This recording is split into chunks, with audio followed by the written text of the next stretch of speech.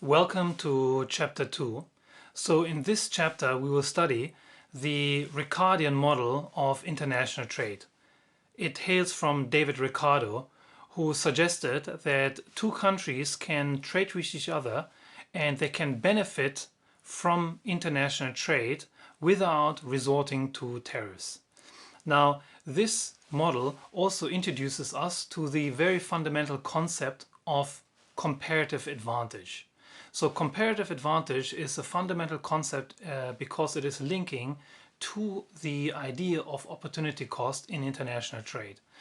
So the idea of comparative advantage is that two countries can trade with each other, although one country might be better at producing both goods or all goods, if you like, more efficiently.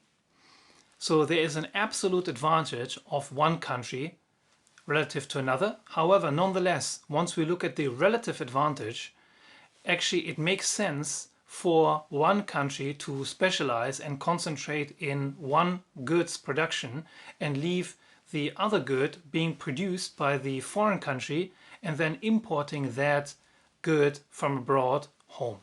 So the fundamental idea of comparative advantage is that without getting better or more, if you like, getting more productive at producing, if you like, without becoming more efficient at producing, just by merely rearranging who is doing what, we can actually create a bigger pie, a bigger overall product in terms of economic output once international trade is possible. So this is the first fundamental consequence of comparative advantage as it is, if you like, resulting from David Ricardo's model. The second idea is that is relating to comparative advantage is the better a country gets at its comparative advantage, the worse, relatively speaking, it becomes at the other good which it is not producing but importing. So this is the second main idea of comparative advantage. So the big takeaway of the Ricardian model of international trade is that differences in countries' technology, that is, in their productivity of producing certain goods, will explain the pattern of trade. So here we use differences between countries in terms of their technology that allows us to explain the pattern of trade. Later, when we look at the Heckscher-Ohlin model, we also rely on differences in countries, but in the Heckscher-Ohlin model, it will be differences in the endowment of resources, the factors of production that will explain the trade pattern.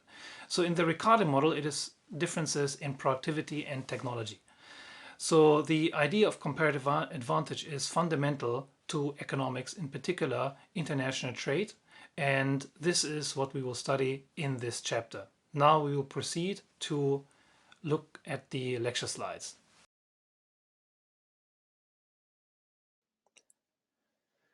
Welcome to chapter 2 on trade and technology, the Ricardian model. So in this chapter we will study David Ricardo's model of international trade. This model is attempting to explain the reasons or the causes for countries to trade.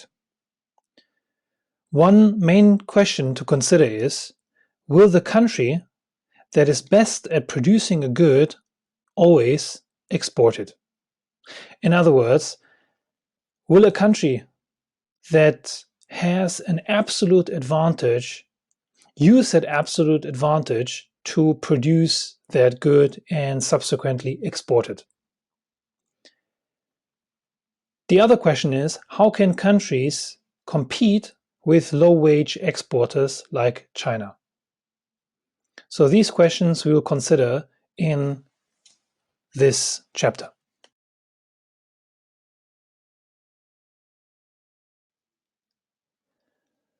We start out from taking an empirical example, that is snowboards. So in a year, 2014, the US imported 28 million US dollars worth of snowboards from a lot of different countries. At the same time, China exported nearly $13 million worth of snowboards to the United States. So this is something to bear in mind, and now we will look at where actually those snowboards are coming from.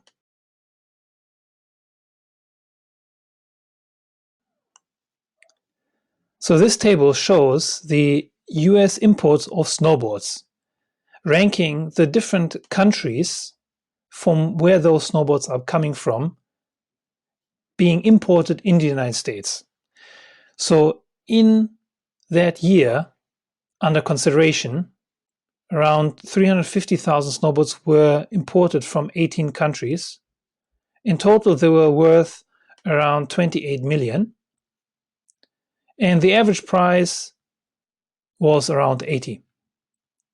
Now, you can see that China is the top source of those imports of snowboards to the United States. There's Austria, UAE, and a host of other countries or administrative regions. So this pattern that we see here is raising the following question. So how come when the United States is a very powerful country in terms of its manufacturing ability and capability, why is it the case that the US does not produce those snowboards on its own? Why does it import it from other countries?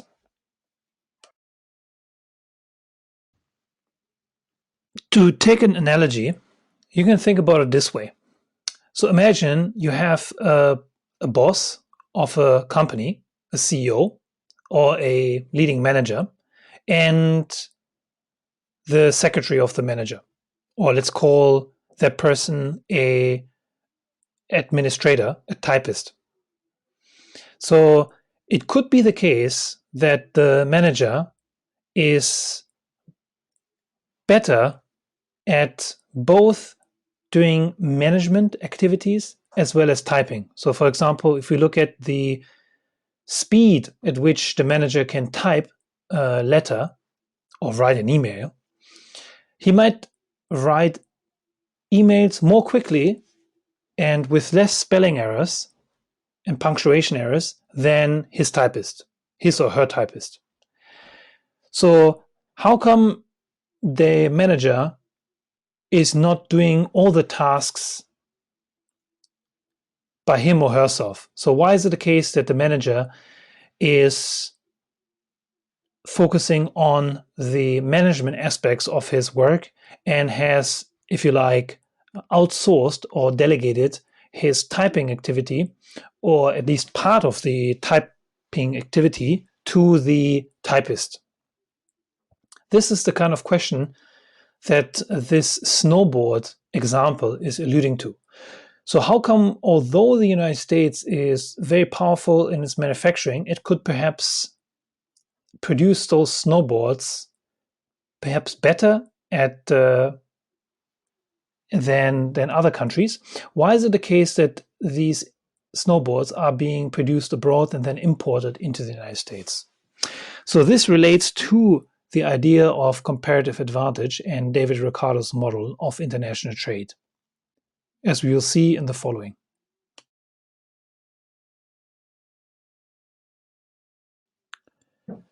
So in this chapter, we will study extremely important topics and concepts in international economics. So the big motivating question is, what are the reasons for countries to trade? So we will look at absolute advantage and comparative or relative advantage. Comparative or relative advantage will be here used as synonyms. We use the Ricardian model coming from David Ricardo. Okay, Ricardo is spelled this way. Ricardo. And then we will study the no trade equilibrium. So an equilibrium is a balance. The no trade equilibrium is a solution to a model. using each country's production possibility frontier and indifference curves, ICs. So if you don't know what production possibility frontiers are, we will find out in a minute. Then we take that model and solve for wages across countries and then solve for prices, for international prices of goods. Subsequently, we derive the export supply function and the foreign import demand function. So we look at the supply curve and the demand curve. And when supply and demand intersect, we know that there's an equilibrium in the model.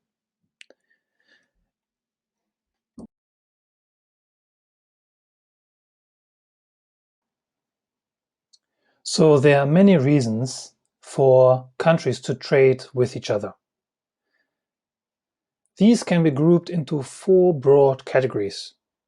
The Ricardian model is based on the first, differences in technology, but we will discuss in turn the other 3 briefly.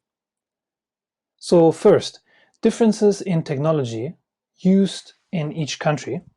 So technology here refers to a country's ability to manufacture the products. Now, second, differences in the total amount of resources refers to labor, capital, land. So these kind of resources are normally called the factors of production found in each country. Differences in the cost of offshoring, so that means producing the various parts of a good in different countries and then assembling it in a final location. Here, the important stress is on the cost of offshoring. And then finally, the proximity of countries to each other, how close they are to one another. So these are 4 different categories for countries to trade with one another, and we will discuss each in turn.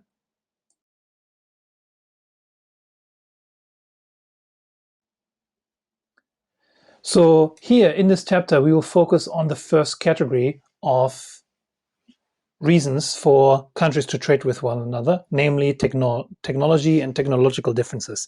This relates to David Ricardo's model. So the main idea is that the level of a country's technology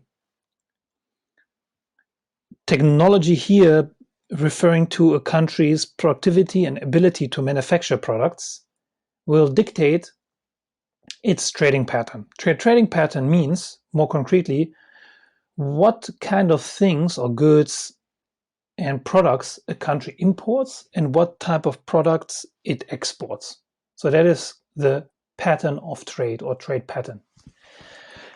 The Ricardian model also explains the idea and the concept of comparative or relative advantage and helps to illustrate how this can help to explain some trading patterns.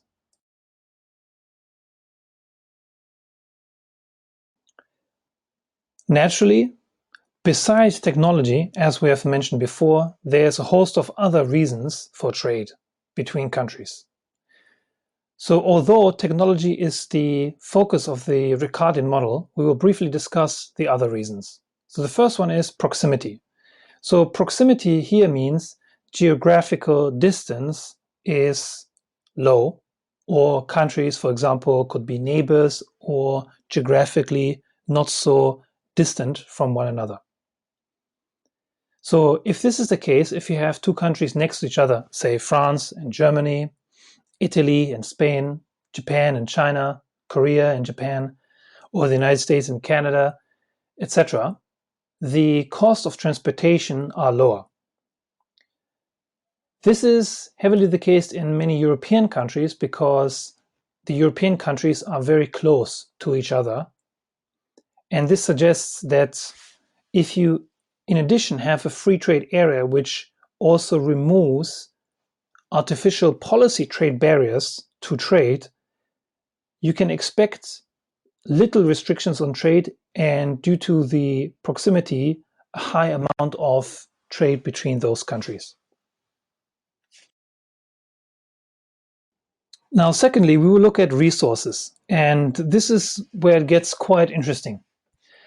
So geography includes natural resources as well as labor resources and capital. So think of labor resources as a human capital that is both knowledge, ideas, as well as just pure hard, if you like, hard labor, or the physical power that those workers have, as well as capital. Capital includes here machinery.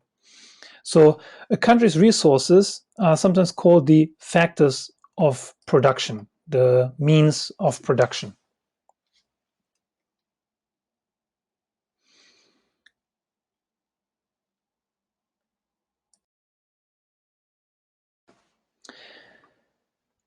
Now we can ask, if you go back to the slide where we looked at the example of snowboards, why is it the case that, for example, Austria and Canada have a relatively high share of US imports of snowboards?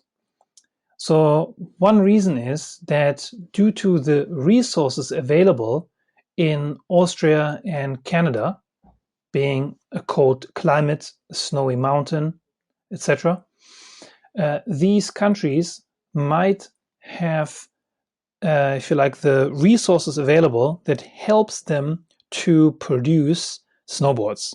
So the logic behind that is as follows. There is high demand naturally inside the country for snowboards, for equipment such as snowboards, because of the availability of routes for snowboarding and skiing. This high demand is providing a base for the snowboard industry to expand. So local production develops as a result or the consequence of being in a place where snow sports are common due to the natural resources, for example, the snowy mountain. And subsequently, the expertise develops to meet that demand, and local production grows, and the skills and expertise for snowboard equipment making and ski equipment making develops. So this is one reason why, for example, Austria and Canada have such a relatively high share of US imports of snowboards. Now, if we go to some other country, you can, for example, ask, how come the UAE, United Arab Emirates, is so high on that list? It does not have a snowy mountain. Naturally, the geography of the UAE is, if you like, hot and dry weather.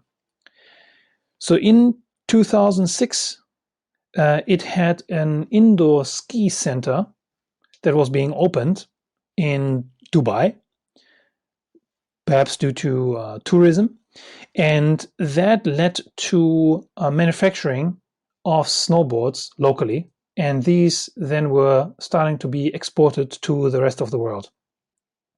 So the UAE then developed skill and expertise in producing high quality snowboards, perhaps because the customers and the tourists in Dubai would like to peruse high quality snowboards. And this is reflected also in the relatively high wholesale price of the boards that the UAE is producing. So, in other words, although the natural resources are not available in that country, but if you have, for example, a artificial snow mountain in a country, you can produce, if you like, the resources that will give you some additional fillip or support for making a good that can be used in your export industry.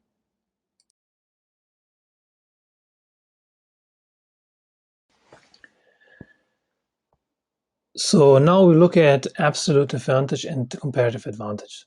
So absolute advantage means that a country has the best technology for producing a good. And absolute advantage, however, is not a great explanation for trade. Why is that? So one example is the following.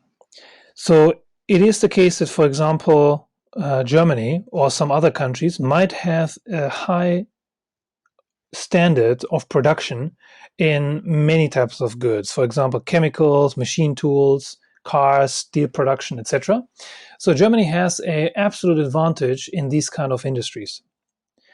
And this would also allow it to produce the best possible snowboards.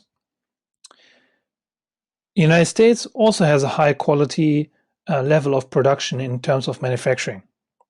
So how come it is the case that the United States or Germany is not producing most of these snowboards, but rather some other countries, for example, China, using less advanced technologies relative to Germany or the United States, that is producing those snowboards and exporting them to the United States.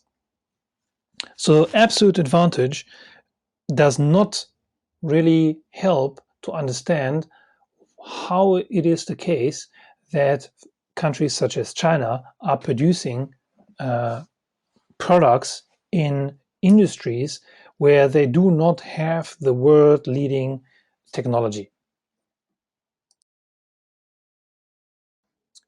So instead, we look at comparative advantage or relative advantage. So relative advantage, comparative advantage means that a country has some superiority in producing those goods relatively well compared with how well it produces other goods. So comparing with is where comparative comes from. So a country, when we look at its advantage, we look at how it is producing some goods, how good it is producing at some goods relative to or compared with other goods it can produce. This is the main idea of comparative or relative advantage. A country has a relative or comparative advantage in producing those goods relative to other goods it could produce.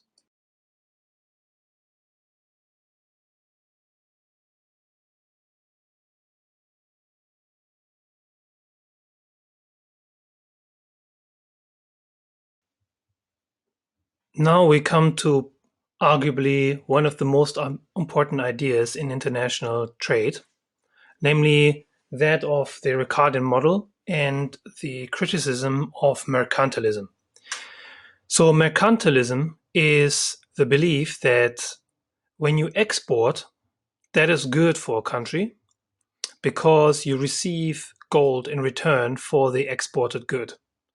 And importing a good is disadvantageous or bad because it takes away gold from the national treasury.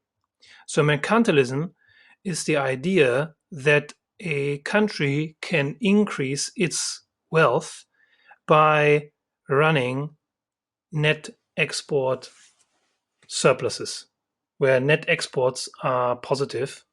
In other words, where the trade balance is positive. That is to say, where exports are higher than imports.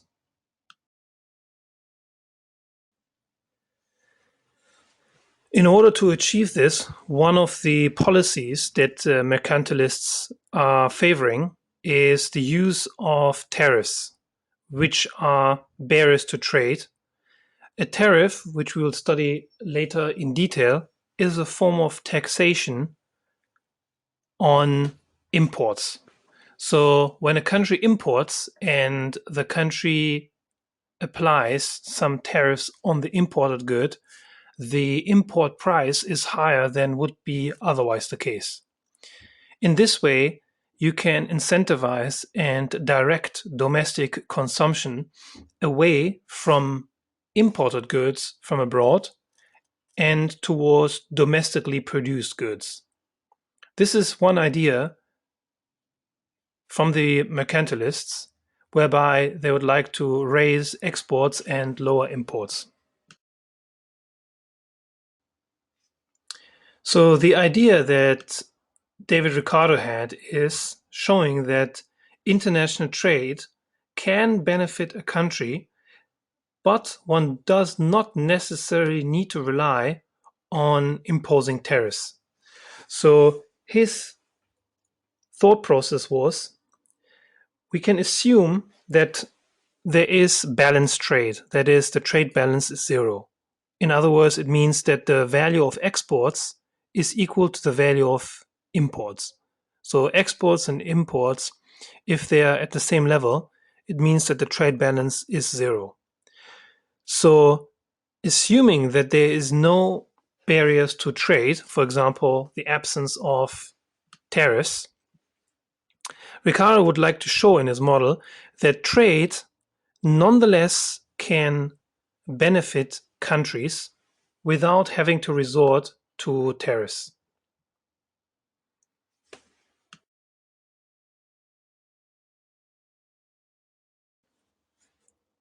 This slide sets out the model. An economic model is an attempt at representing reality and giving us new insights about the interactions between the parts in the economy. So the Ricardian model here sets out the assumptions. It is worth noting that by nature, an assumption is just that. It is an assumption. An assumption does not imply that the content of the assumption should be matching exactly reality, because an economic model is an abstraction from reality.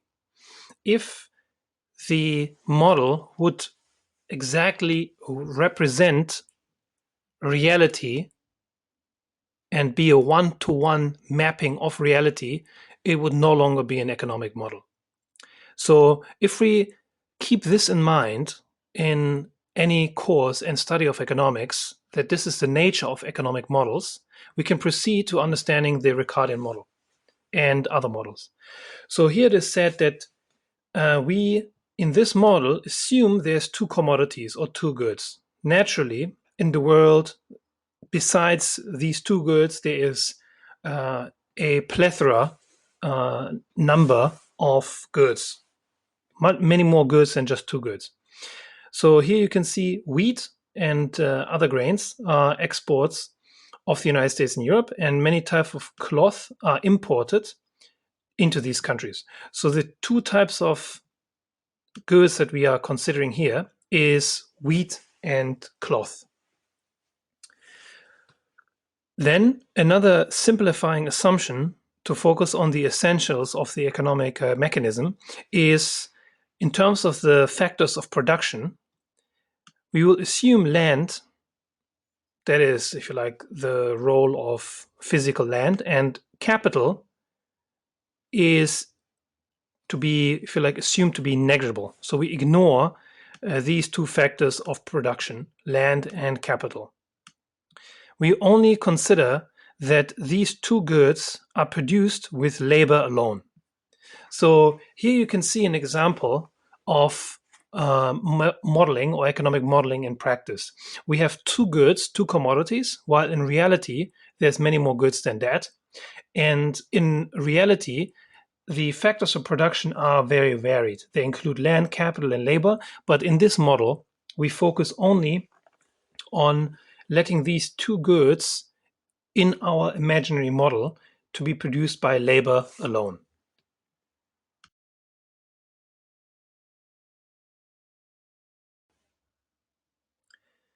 Having assumed that labor is the only resource used for production, we can look at the MPL, the marginal product of labor.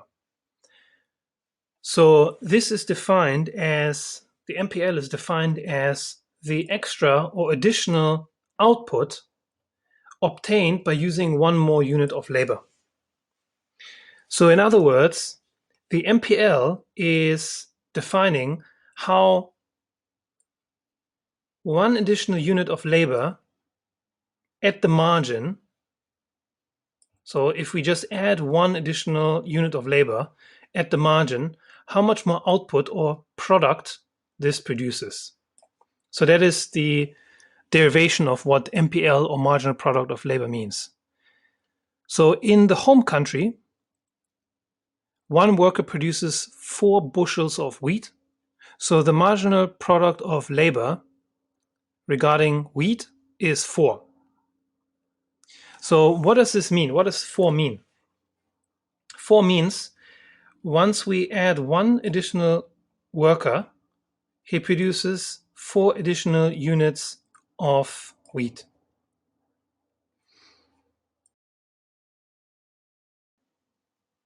So for those of you who have taken some courses in calculus, you may understand the marginal product as the derivative, that is the derivative of output with respect to the factor of production.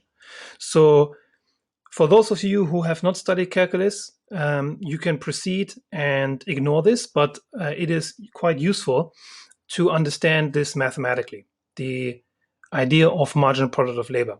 So if we let output be defined by y, let's say, for example, output y of wheat,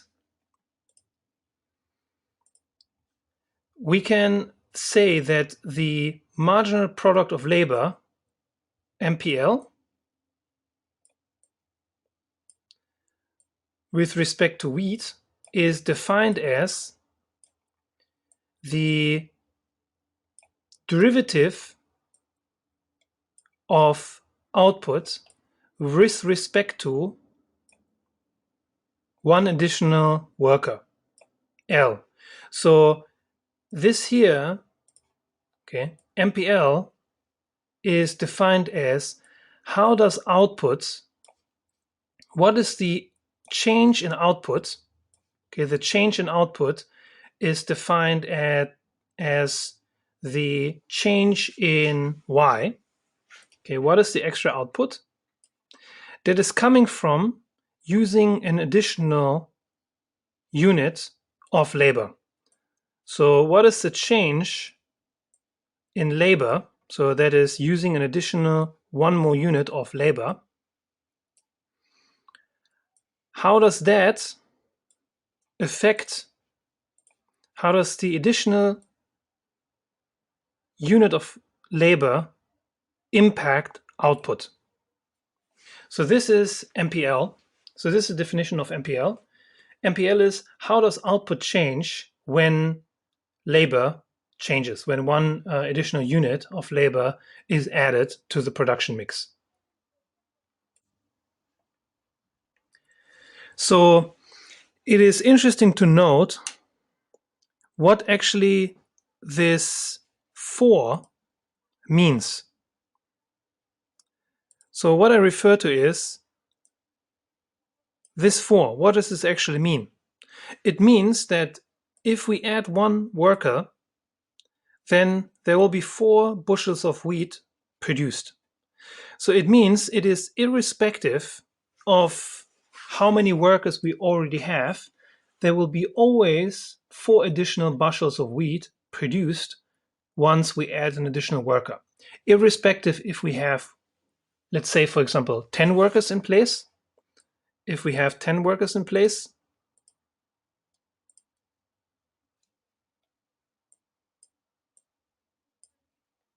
then output, once we add another worker, so if L is 10 and then we let L go to 11, because MPL with respect to W, wheat, is 4, it means that output Y will be plus 4.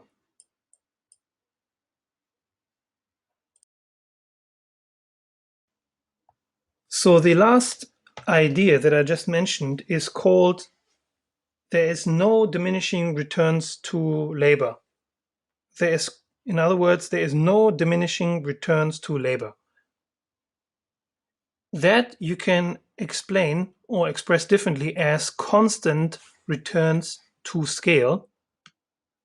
Constant returns to scale, CTS. abbreviated. So constant return to scale means that if you scale production, the return to scale is constant. So if you add an additional worker going from 10 workers to 11 workers, or from 100 workers to 101, or 1 million to 1,000,001, there's no crowding effect in the factory. We assume that the returns to scale are constant. So diminishing returns to scale is an opposite idea. This is too many cooks spoil the soup. So if there's too many workers, too many cooks in the kitchen, and they are rushing around, they will get in each other's way and then spoil the soup, make some accident or mishap, and this will reduce the additional product or output they can contribute to the production process. So keep in mind that in this first instance in the model, we assume constant returns to scale.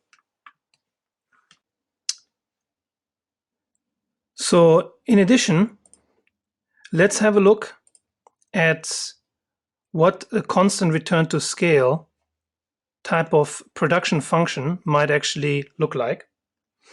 So in this specific case, output is not defined in the textbook, defined by y, but actually in the textbook they use q.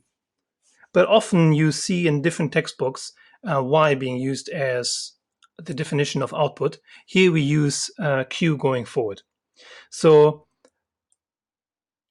q,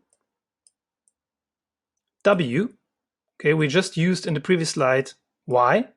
So let's say yw, these three strokes here refer to an identity rather than equality.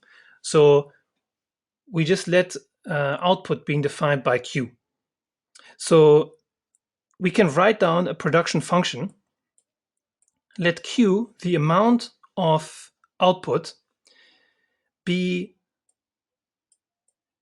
the result of 4 times L. So this means that if, for example, I have one worker, L is 1, then 4 times 1 is 4. If I have 100 workers, then 4 times 100 is 400. So irrespective of how many workers I have, if I add 1, there will be an addition of 4 units of output coming from the addition of labor.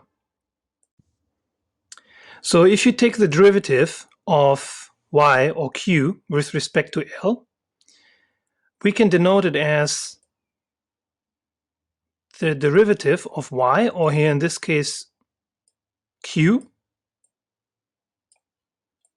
with respect to L. This is equal to 4. And here you should see the relationship between MPL, which we have just derived, as the derivative of output with respect to labor. Now, note, for those of you who pay particular attention, that I have written the derivative as a straight d. So the straight d here is indicative that the function q has only one argument, that is L. So what does q depend on? What does it mean, a function of a function and the argument of a function? So q depends only on L. Output of wheat only depends on labor multiplied by 4. So in that sense, when you take the derivative can be denoted by a straight d, written as I've done here on the slide. In other cases where we have a function, for example, let's say a function q of w, let's say, for example, that function would look like this: 4 times L times, for example, K.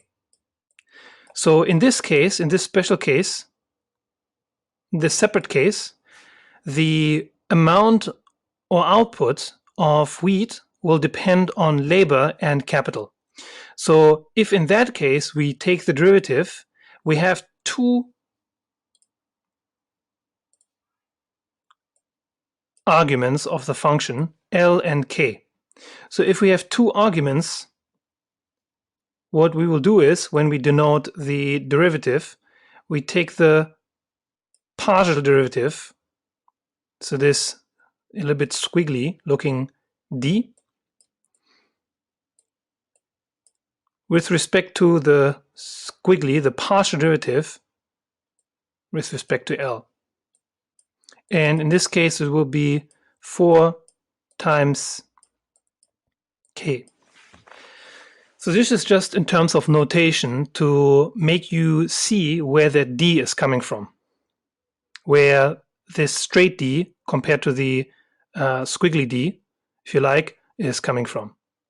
Now, note in the book as well as in some of the figures, you will see that this is actually the case, that the function, the output or the production function Q, is a function with only one argument, because in the book they actually use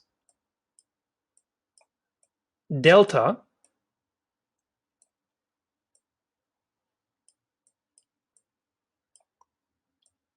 instead of d. So this delta, this triangle, is the same thing, is identical to the derivative as we've denoted here. So this is just something to bear in mind. These are quite, if you like, detailed points, but hopefully will make you understand clearly what type of production function we are dealing with here.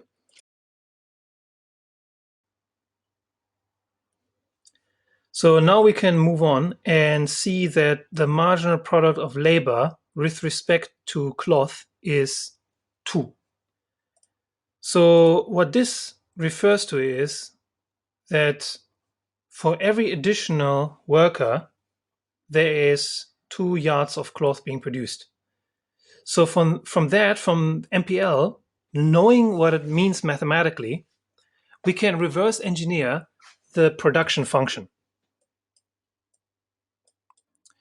So the production function we have already derived for wheat. The production function relates inputs to outputs. So it expresses how different quantities of inputs produce outputs. A function here is the mathematical relationship between, on the one hand, a independent variable and a dependent variable. So if you would like to reverse engineer the production function for cloth, we can denote it as QC, so output in terms of C, cloth, is equal to 2 times L. So we can double check that this is indeed the correct production function. So just to highlight here, a production function relates how inputs, in this case L, are translated into outputs, Q, C. So the independent variable here is L. How does the independent variable, if you like, relate to the dependent variable QC? So that's the sense in which this formula is a function. Now, if we would like to check and take the derivative, let me use the triangle delta QC and take the partial derivative, or the derivative, not the partial derivative, but the derivative with of QC with respect to L, we see that this should be 2. And this is equivalent to the marginal product of labor. So we can note down MPL C is defined by, okay, just note that I use this 3 strokes notation. This is equivalence or identity. This is a mathematical equivalence or an identity. So what I mean by this is MPL is defined as the derivative of Q with respect to L.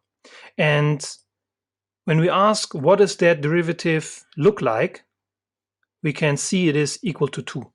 So 2, again, just to recap, means once we change the amount of labor, how does that feed into and have an effect on the amount of, or the quantity produced of cloth?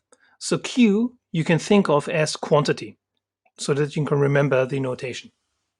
So this concludes the discussion of this slide that has shown you what marginal product of labor means and what a production function is.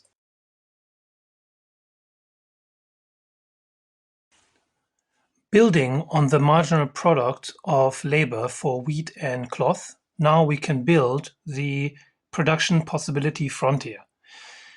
In other words, you can imagine this PPF, the production possibility frontier, to represent the different possibilities of production if they take place at the frontier.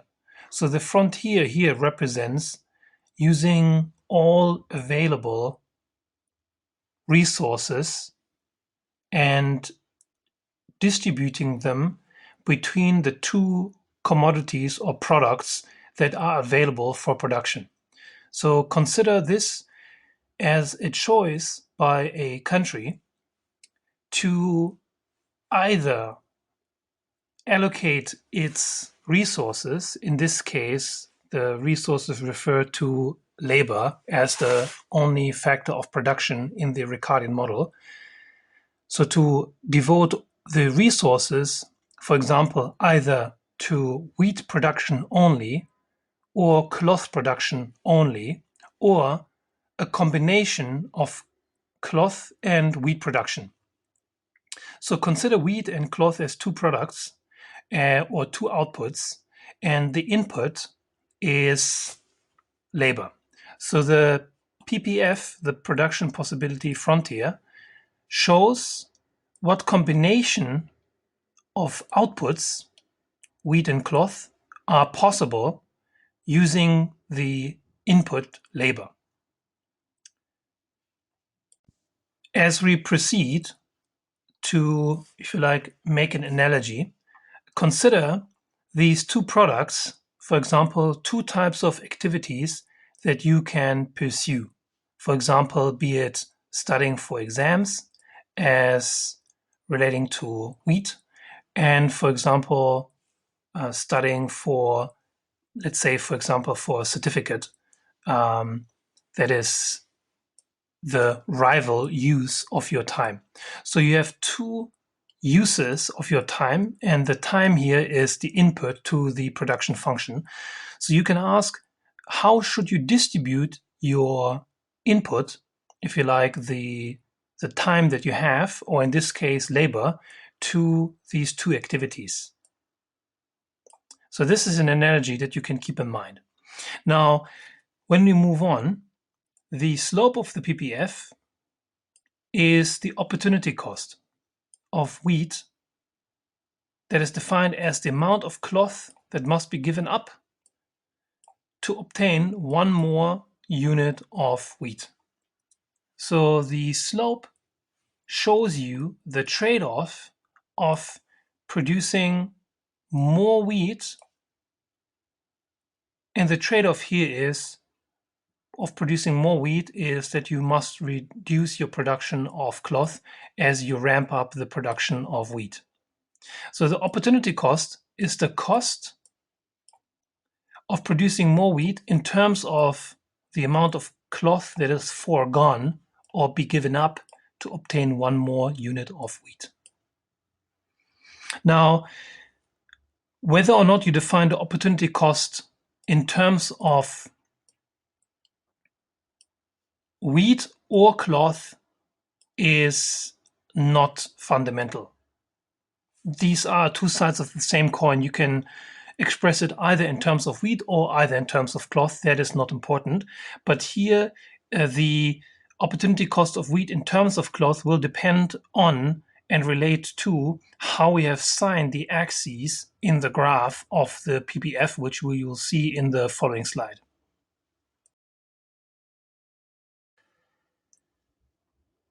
So now we go a little bit more into the concrete specifics. So we assume that home has 25 workers. And we can say the following are the possible scenarios.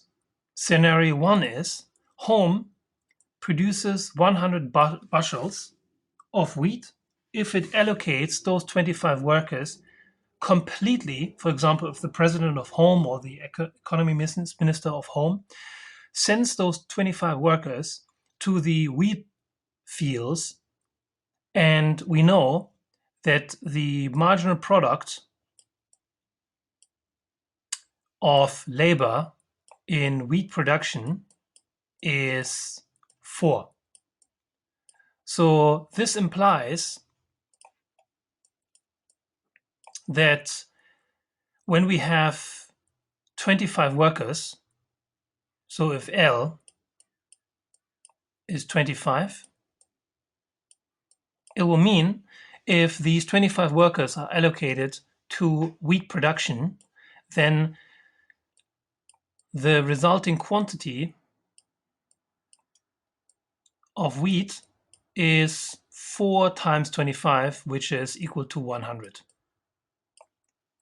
So that is where that first figure is coming from. Now, if the economy minister or the president of the home country, decides to send all these 25 workers into cloth production, these could produce 50 yards. So this is because the marginal product of these workers of labor in cloth production is 2, which implies if we have amount of labor 25, they will produce quantity of cloth equal to 50. So this is where the second figure 50 is coming from. Obviously, if we use a less extreme allocation of workers between the two production possibilities or the two production opportunities, either cloth or wheat, instead of producing just wheat or just cloth, we can use a combination of cloth and wheat by sending some workers to work in wheat fields and some workers to produce some cloth and some clothes. And this we will see in the following slide, where the production possibility frontier shows for the different combinations of input, here's labor. So if they're differently combined in terms of being sent either to wheat production or cloth production, how much output they will produce in each commodity.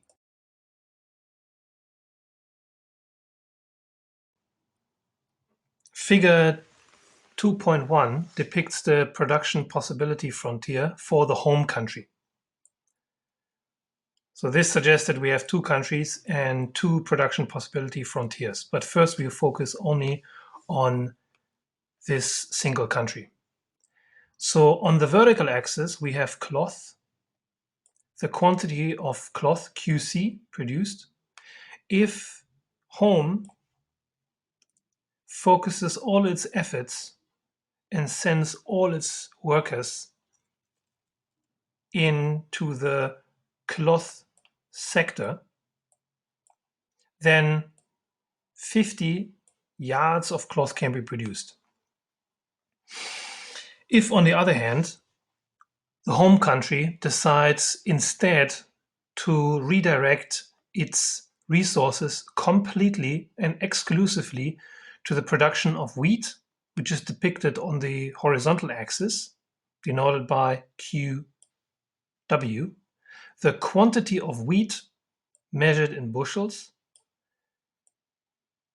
will be 100 bushels of wheat. So the quantity of wheat produced will be 100 if the total amount of workers, labor force, L, is sent to wheat production. Now, the amount of workers that is available, that is the factors of production, labor that is available, here is depicted as L with a bar on top. So L bar represents the total amount of workers available.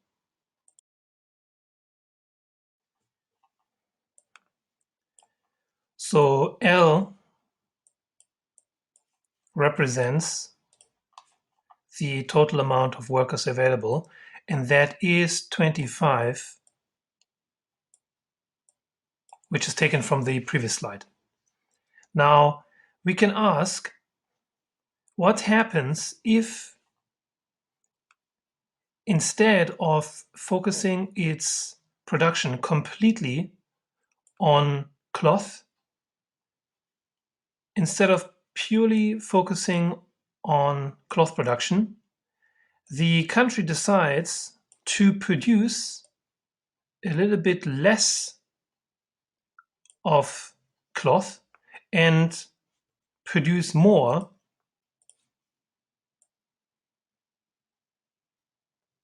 of wheat.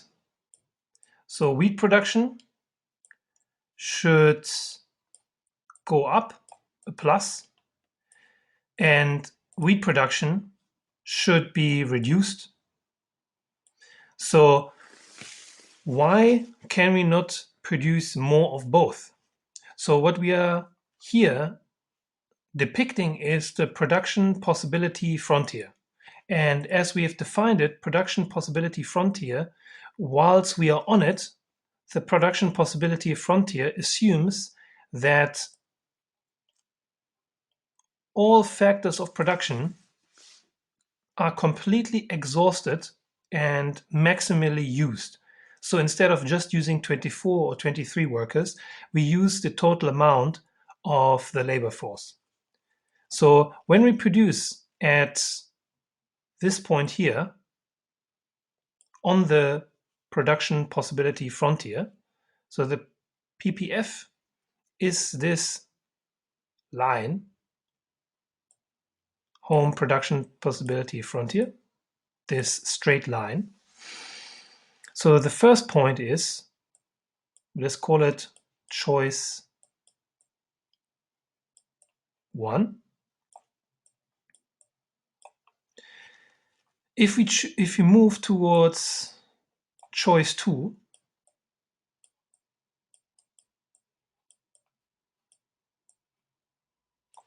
the country needs to give up something that is close in order to gain something else that is wheat.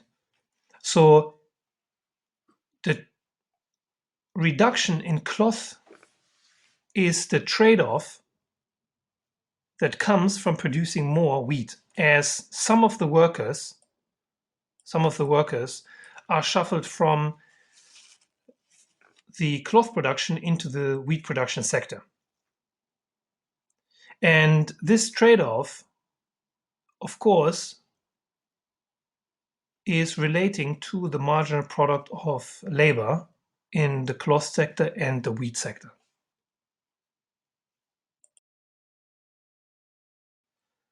So for those of you who are advanced and have an advanced understanding of calculus, I would like you to take a moment, take a pen and a paper, and derive the slope. The slope is 1.5. So we have just derived the intersection with the y-axis, the vertical axis. But my question is, how can we derive the slope? Once we know the slope, we know what this whole home PPF mathematically will look like. So take a moment, stop this video, and try to derive the slope, and then you can write down the mathematical formula for the production possibility frontier. So stop this video now here, try to write it down, and then start the video again.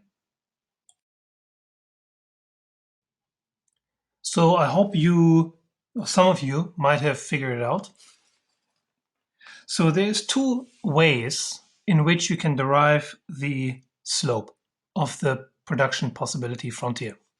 Just generally, we can depict the vertical axis as y and the x-axis or the horizontal axis as x. And as you know, the function will look like this.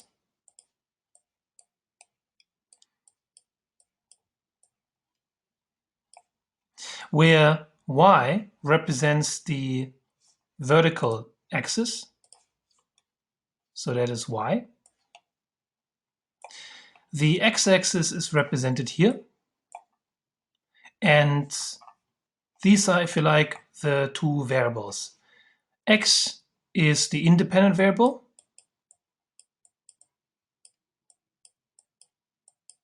independent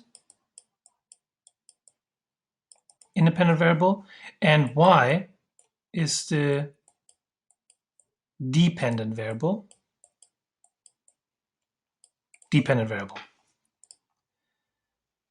Now, b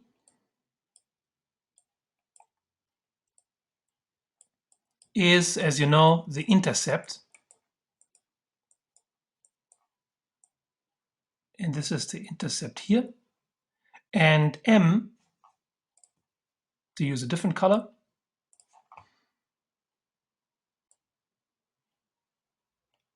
is the slope.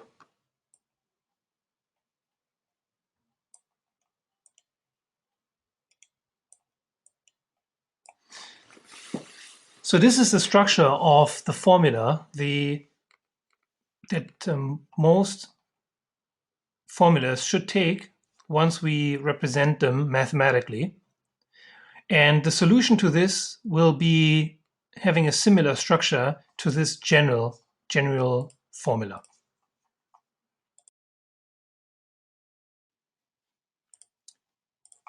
So the solution, this is the general form here.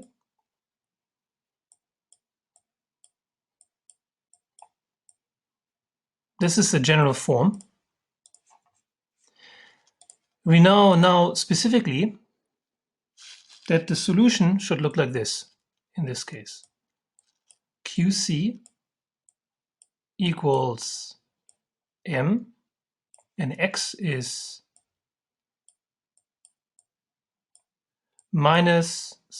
plus L. So we have everything except for the slope. The slope is still missing. Now, generally, the slope is defined as how does y change when there's a change in x. This is the definition of the slope. So now our question is, what does the slope look like in our case? So what we can do is, so we know that the marginal product of labor for C is defined as how does the quantity of C change when there's a change in L. Now we can rewrite this to take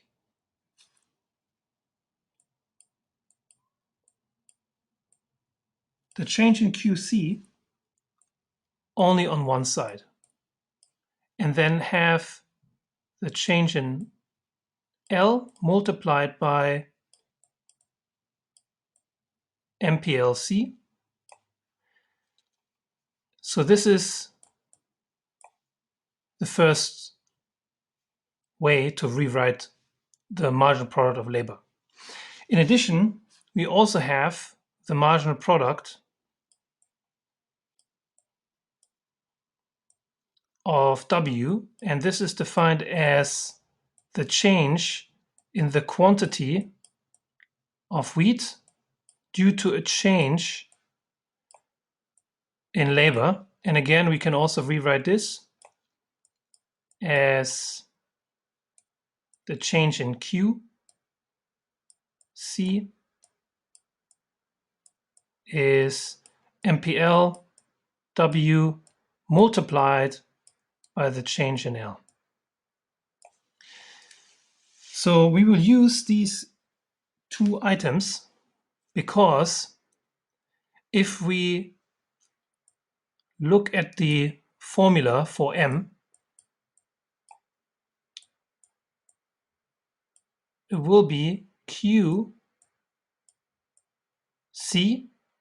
change in QC, due to the change in QW. And we have derived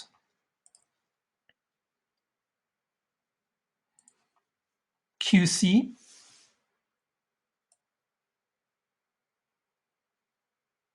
here,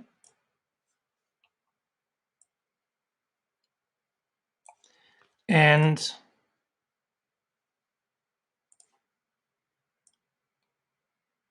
QW here. Once we plug this in to the formula of what is the slope, then we will see, this is what I'll do in green, we will see what M looks like. So the slide is getting a little bit crowded here, but M is then equal to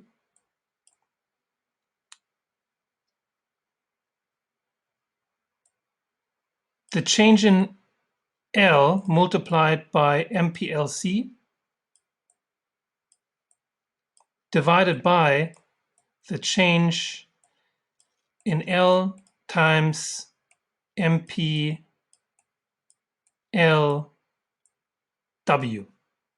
And these items, the change in L is the same in the numerator and the denominator, so you can cancel these out. And the slope M then is MPLC divided by MPLW. And this is equal to what is depicted as the solution on the slide. So these things are equal to one another. So in this way, we have derived the slope of the production possibility frontier. Now, note that the slope is negative because the function is sloping downwards. And we have to trade off the two products with each other. So in order to gain one, we need to subtract from one. And that is why the slope should be negative. And that is why there is a negative sign in front of the ratio of MPLC and MPLW. So this is the first method of how to derive the slope of the home production possibility frontier.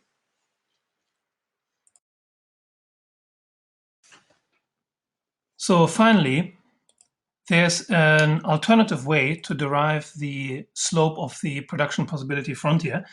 And the reason for doing all these exercises is to really understand in detail what the production possibility frontier means. So by deriving the slope and the formula for the production possibility frontier of a home country, we learn more in detail what that concept actually is. So the second way is to understand it in the following. So we have two functions, function 1 and function 2.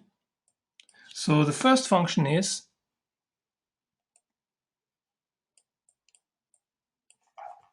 QC is 2 times L, and QW is 4 times L. So this is the production function of the home country. If you like, this is the technological, these two functions describe the technological capability of a country in its different production sectors. So think about this as describing the technological possibilities, for example, of a country in Africa or a country in Europe, or for example, United States or China, etc. So these two functions are separate functions, but together they need to be taken together, because together they describe the opportunity cost and the technological trade-off faced by the country. Let's say, for example, the home country's economy minister, when he decides, if it is a planned economy, for example, where to send the workers in order to achieve maximum production or achieve a different set of combinations of outputs. So because we have two equations, this is a simultaneous equation system, a system of equations that simultaneously, that means at the same time, need to be satisfied, because the technological constraints of sector 1 and sector 2 need to be observed when we look at the production possibilities facing the home country. Now what we do is we will be rewriting these functions. First, for the first sector, QC divided by 2 equals L. And then for the second sector,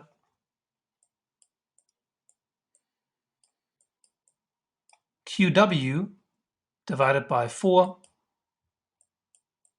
equals L. So I have done this because these are two equations, and if I would like to simultaneously satisfy them, I can integrate them into each other by solving for the same variable, here in this case L, and then combining these two equations into one another. So now what I do is I combine sector 1 and sector 2. together, and then I set L equals to L. I set these two things equal to one another. QC divided by 2, QW divided by 4. And you can see that you can put QC divided by QW on the left-hand side.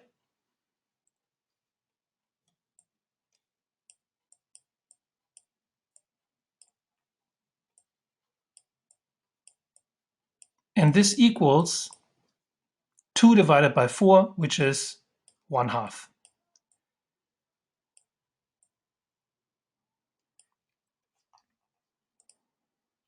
So thereby, we have also solved for the slope of the production possibility frontier. And again, the slope is negative because it shows us the trade-off between the two different sectors of production. Once we shovel workers from one sector into the other sector. So 1/2 here represents how does a change in cloth quantity lead to a change in the quantity of wheat. In other words, once we produce less of cloth, how much more can we produce in the quantity of wheat? And as is described on the right-hand side, it shows the opportunity cost of wheat, of producing more wheat.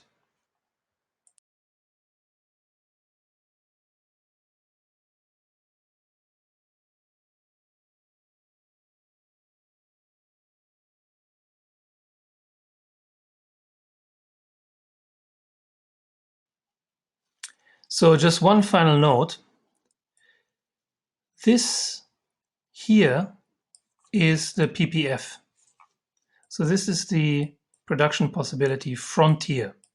Frontier refers to using the inputs that we have maximally.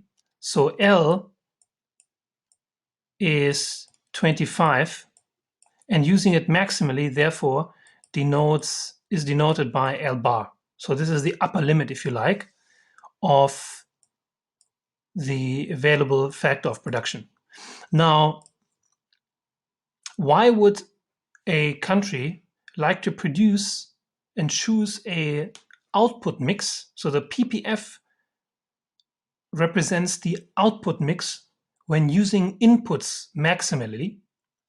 Why would it like to produce on the PPF, not on the inside?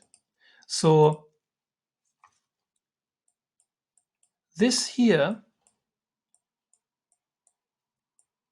this area between the vertical axis and the horizontal axis and the PPF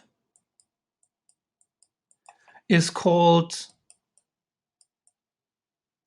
the production set.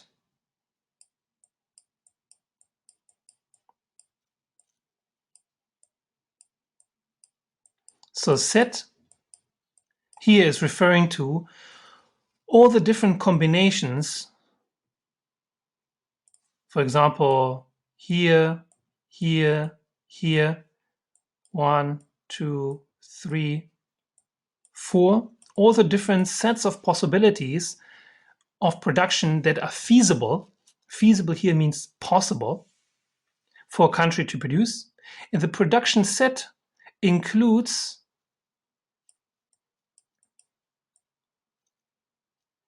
the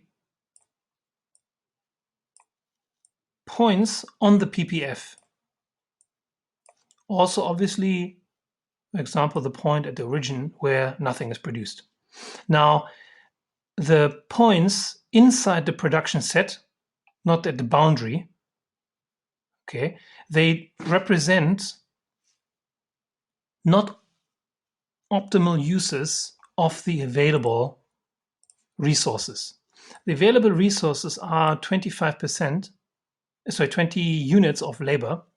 And when a country would like to make full use of its resources, then it will be on the PPF. So it will always be feasible without any trade-off to, for example, move to a production outcome from inside the production set towards the PPF, the production possibility frontier. It is the frontier because the points outside, for example, here, it's not possible because we are limited by so this is, for example, not possible because at this point we would have to use more labor than is available. So this one strictly exceeds the available resources. So this one is not possible, not available, not feasible, not technologically available. So we are stuck to choose inside the production set or at the boundary of the production set. Now the question is, which of these different points on the production possibility frontier, so now we have derived the reasoning, the logic, why we would like to produce on the boundary of the production set. So producing inside the production set and on the PPF, it's all technological possible. Now the question is, what is optimal? What is the best thing to do? What should the country do if it is to produce on the PPF? Because ex ante, without further analysis, the point here, producing only cloth, seems to be reasonable. The point here, producing only wheat bushels, also seems to be reasonable. Or an intermediate situation, for example, here of producing some cloth QC and some cloth, some wheat bushels W is also reasonable. So the question is, what makes us choose between, for example, this one here, this point here, A, B, or let's not call it C, let's call it D, because C is denoting cloth here. What makes us choose between these different points?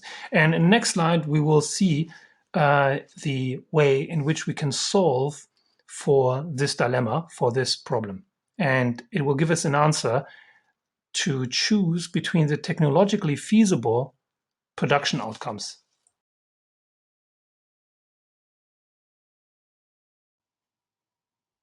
So while the production possibility frontier represents the technologically feasible outcomes in terms of supply of goods, we know that in order to have an equilibrium, supply must equal demand. Now, demand is represented here by indifference curves. So indifference curves are collections of outputs that yield the same level of utility. So the curve or any other line is just a collection of points. And all the points on that curve or line yield the same amount of utility. So if I have to choose between two different types of output mixes, so for example, either everything cloth or everything wheat, if I'm indifferent between the two, it yields me the same level of utility. So that is, in that sense, why it is called the indifference curves, because all the points on an indifference curve, sometimes it's abbreviated as IC, indifference curve, because it leads to the same level of utility. Now, points that are on a indifference curve that is higher, okay, we have to define what higher means. Higher from the viewpoint of the origin of the x and y axis, yield higher levels of utility, higher or larger levels of utility. So indifference curves show the combinations of two goods, for example, wheat and cloth, that a person or an economy can consume and be equally satisfied. So equally satisfied here refers to the same level of utility. And in the next slide, we will see what such an indifference curve will look like. So the IC, the indifference curve, represents demand. And now we will marry demand with supply in order to find an equilibrium in the home economy.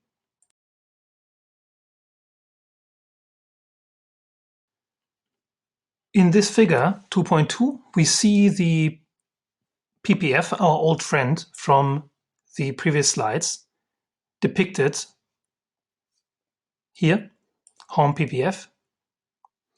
And now we have also indifference curves. So indifference curves depict, as we just mentioned, the level of utility of different combinations of inputs. So let's start with the indifference curve U1. Okay, so we take first 2 points. Let's take this point here.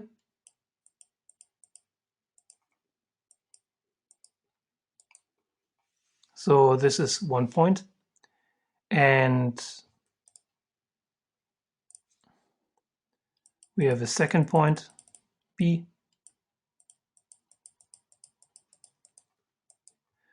And A.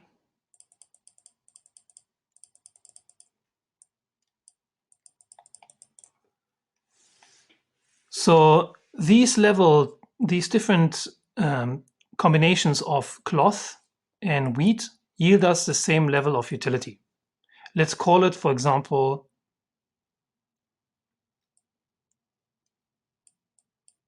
something like 77 units of utility. So if I consume a lot of cloth, QC here, and not that much wheat, I get 77 units of utility. If I'm at this level, QCB and QWB, I also get the same level of utility. And if I reduce my production and consumption of cloth further to QCA and increase my consumption to QWA, then I'll also obtain 77 units of utility. Think of utility, and this is relating to John Stuart Mill's philosophy of utilitarianism, whereby he thought that there is a psychic measure available that allows us to quantify the satisfaction or happiness of a person. And this is, if you like, the origin of that concept of indifference and utility. John Stuart Mill, as well as his father, developed this philosophy of utilitarianism, which seeped into economics, classical and modern economics. So this is some background for the history of thought. Now, when we are on an indifference curve that is higher, U2, this indifference curve, U2, okay, let's do this in blue, will, for example, give us a level of utility that is equal to, let's say, 87. When we are at a lower indifference curve, let's say U0, maybe the level of utility is, for example, let's say 60. Note that the indifference curve being higher or lower is a shift. So a shift means that the points between U1 and U2 are equally distant from one another. Similarly, U0 and U1, the points are of equal distance. So what I refer to here is these arrows, these vectors, are of the same length. So this is very important, that this is, so the shift from U1 to U2 to U3, etc., are all shifts. This is important because if you shift a curve, the slope of the curve will be the same. The slope of the curve is very important because it has an economic, a strictly defined economic meaning in the case of indifference curves as well. So the meaning of the slope of the indifference curves is how the trade-off occurs in terms of utility once I consume less of one good relative to another good. So for example, if I consume less of the cloth good, how much should I be compensated by in terms of wheat in order to remain on the same level of satisfaction, happiness, or utility? So we assume here, and this is important for our analysis, that these indifference curves have the same slope and that there's no satiation, meaning that the more I consume of, for example, the two different goods, let's say, for example, I consume 25 of QC and 50 of QW. If I double my consumption, I will never get really tired of this particular combination, but I raise my utility. So it's not the case of, for example, the more, if you like, a combination of yards and cloth you consume, at some point you might actually derive negative utility of this particular consumption combination of the two goods.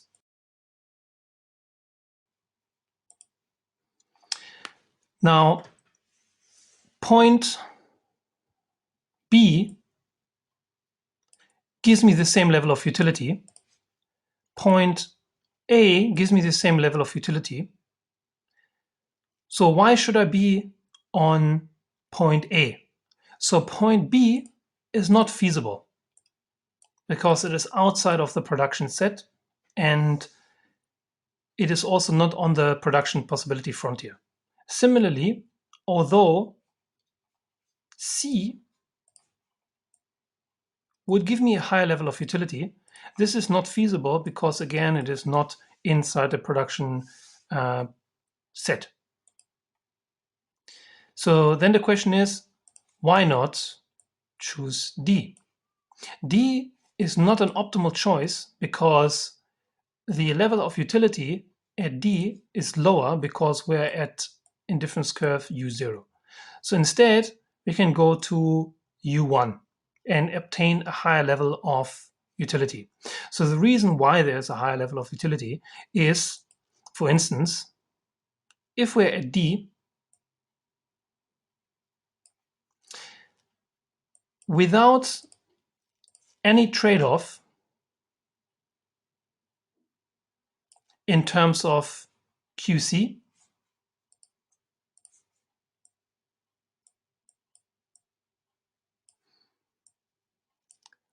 there's no change in QC, but we can get more of wheat.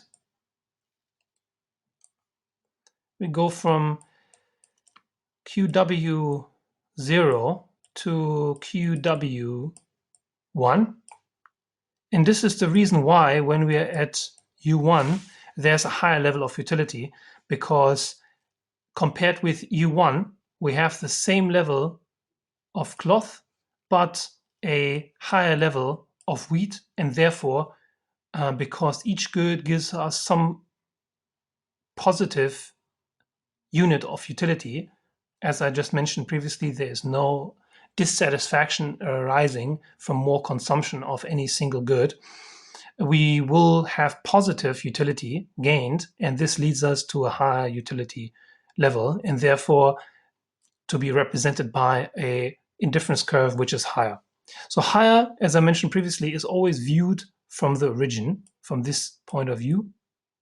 U0 is lower compared to U1. U1 is higher compared with U0.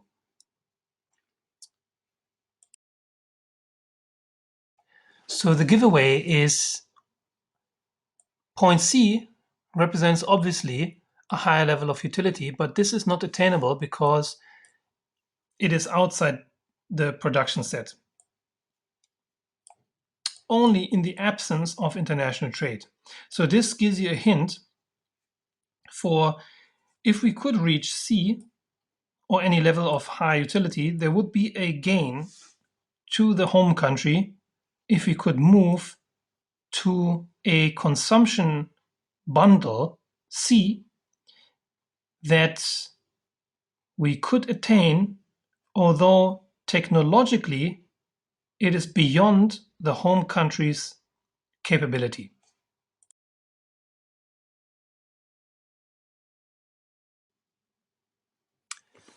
So we've just seen that the slope of the production possibility frontier reflects the opportunity cost of producing one more bushel of wheat, and that should be equal to the relative price of wheat under perfect competition. And this suggests that the price reflects the opportunity cost of a good.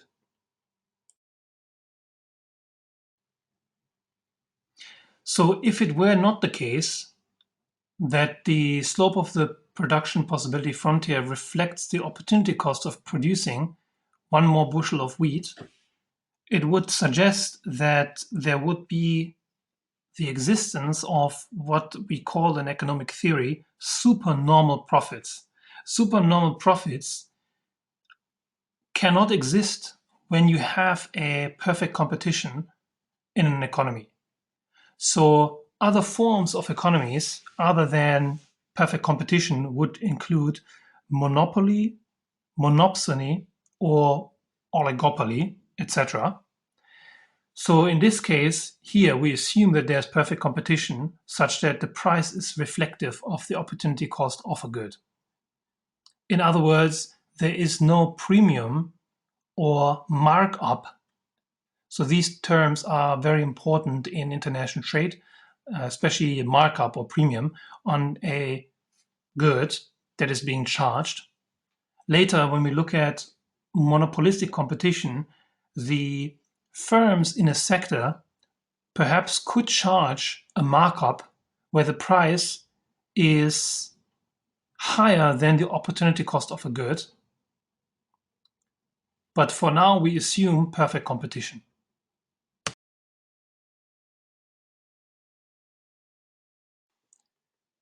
So in competitive markets, the companies or firms, they hire workers up until the point where the wage equals the value of one additional hour of production. So this is the determination of wages or wage setting. The wage is equal to the marginal product of labor, which is said in the following sentence.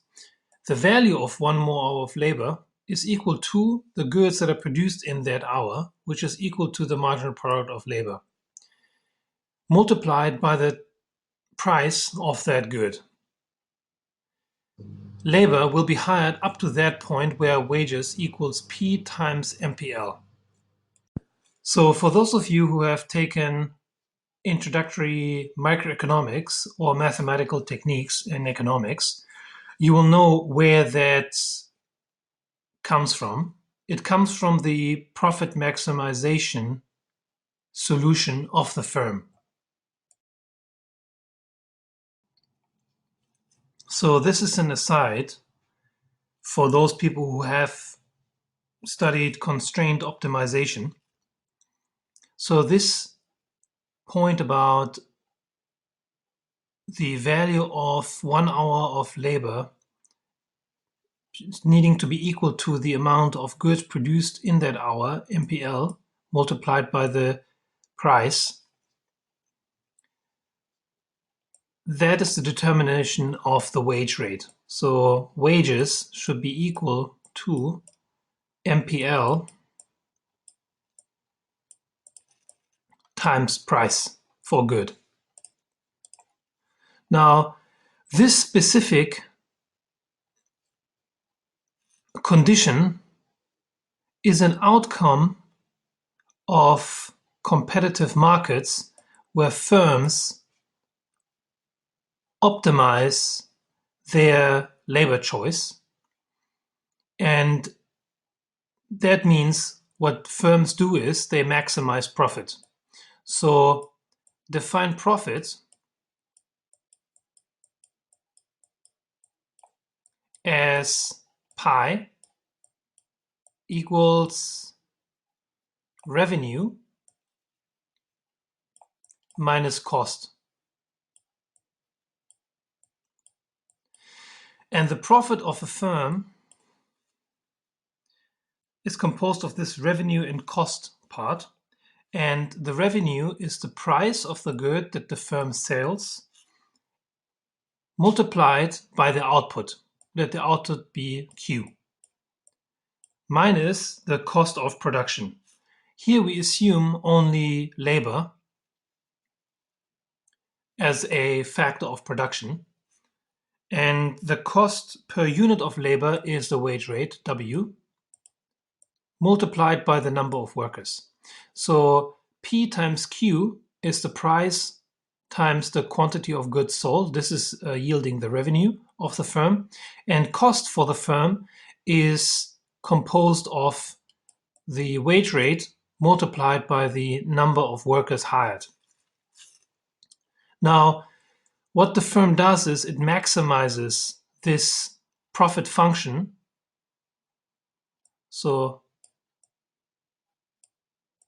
maximize profits by choosing the amount of labor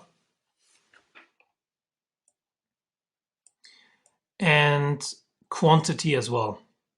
But quantity we can actually get rid of because this function is subject to the technological constraint, which is the production function. That is the technology that the firm is using. So quantity that is being produced is a function of labor. And for example, if we take bushels of wheat or cloth, this could be 4 or 2. So for example, we can take this to be 4. And how you solve this is you plug this production function into the profit function, and then you solve the function for L. And then after you've done this, you should be able to obtain the result that a profit maximizing firm will set wages equal to the marginal revenue product of labor, MRP. And this marginal revenue product of labor is defined as the additional quantity of labor producing an additional quantity of output. So this additional quantity of output multiplied by the price is equal to the wage rate. So this technical explanation hopefully should make you understand where exactly this formula is coming from. It's not plugged out from thin air, but rather it is based in the microeconomic optimization problem of a firm operating in competitive markets. So another way to understand this condition, W equals MPL times P, is to rewrite it as follows. We can rewrite it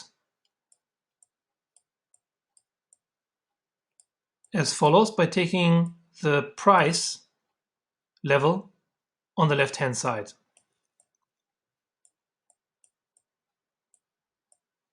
So this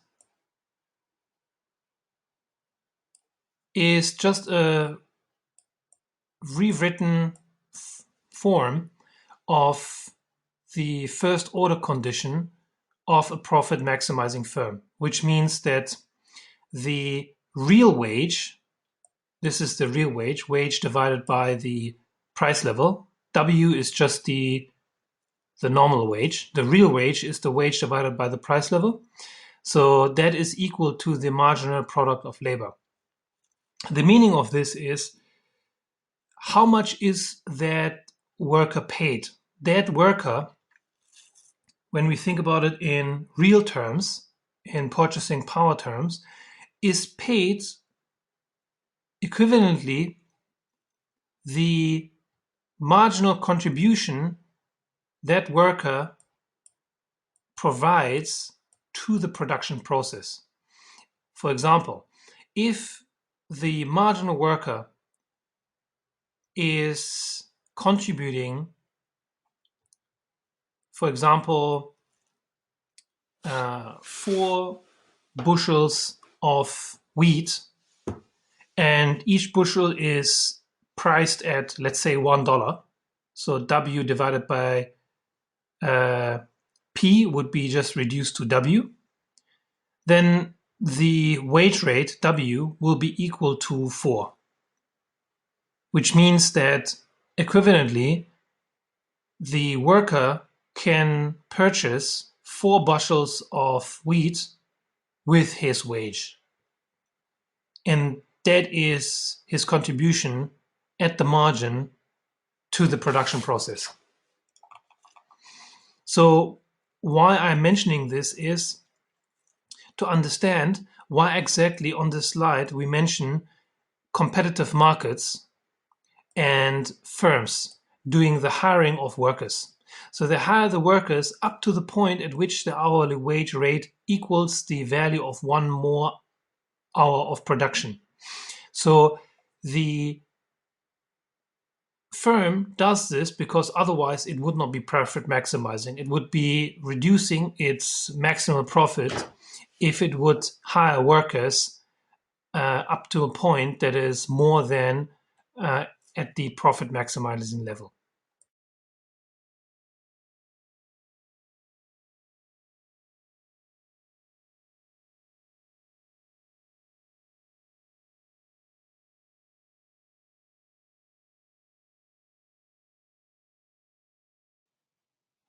So on the previous slide, I had the wage being depicted just merely as W, but obviously we have 2 sectors in the economy here. So we have the wage for the wheat sector and the wage for the cloth sector. Now, we assume here that the labor market is competitive. In addition, labor is free to move between the 2 sectors or the 2 industries. This implies that the wage in the 2 sectors need to be equal. If, for example, the wage rate in the reproducing sector will be higher, laborers would flock in from the cloth producing sector, moving into the wheat producing sector, and thereby depress the wage here. Similarly, this will be the case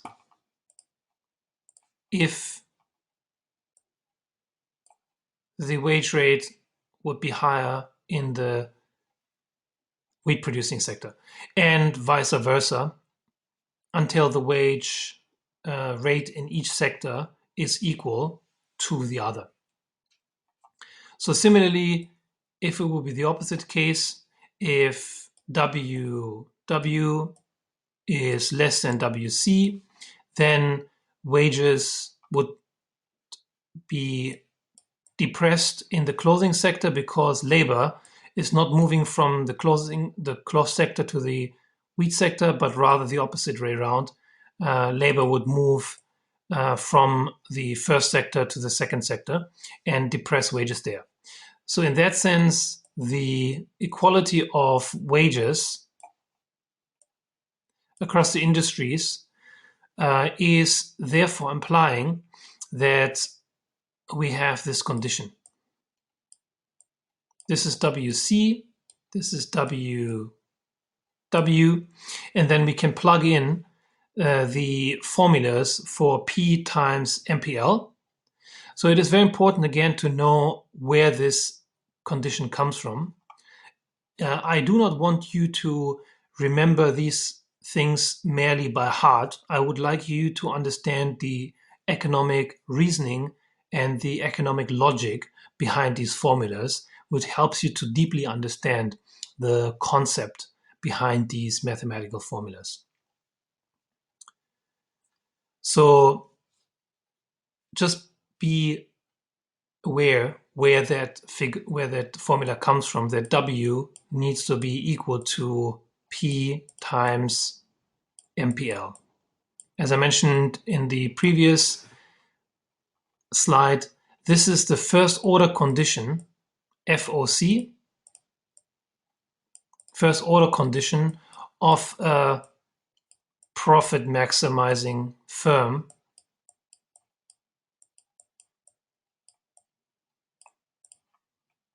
when it chooses labor,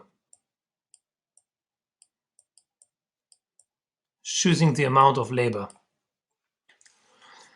So that is where that particular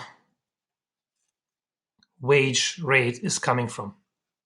Now, moving on, we can rearrange that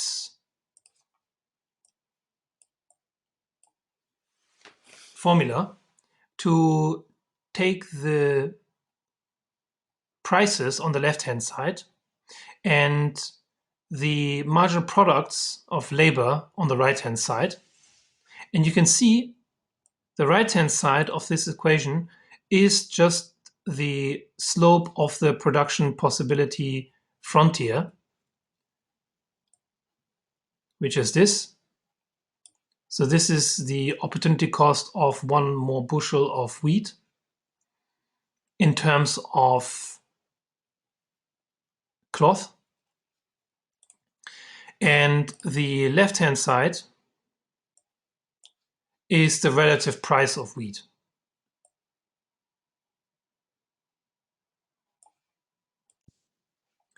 So what I would like you to notice is that on the left-hand side, W and C is the order of the subscripts.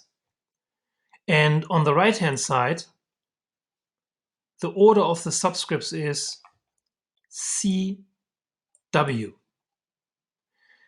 To be aware of this is very important so that you keep it clear in your mind and do not get mixed up. On the, if you like, the ratio of prices is PW divided by PC. And on the right-hand side, we have MPLC divided by MPLW. So have a look at this equation and try to see that this indeed makes sense. This is very important to be kept clearly at the forefront of your mind.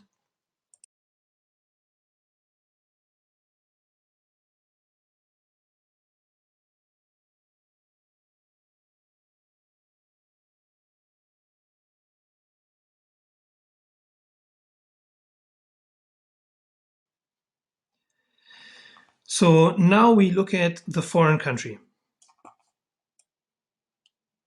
So now what we do is we do a similar analysis of setting up the foreign country as we did with the home country.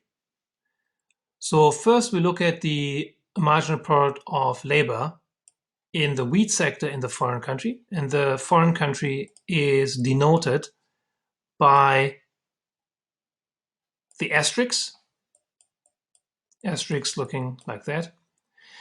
And the marginal product of labor in the cloth producing sector, again, it is being denoted by the asterisk. And this is an application of what we've learned already.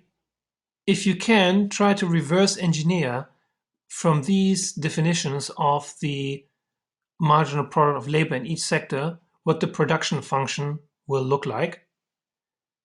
You can stop the video now and jot down the production function for these two sectors in the foreign country.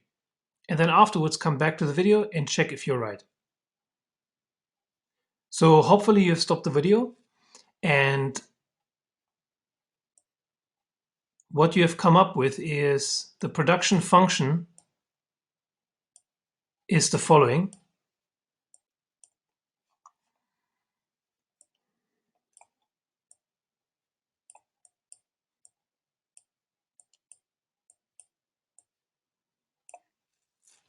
So this is the production function that is implied from these definitions of the marginal product of labor, because we can take the derivative of QW with respect to L and then get 1, which confirms the marginal product of labor in the W sector, and the partial the derivative of QC with respect to labor in the cloth producing sector, and then also get 1.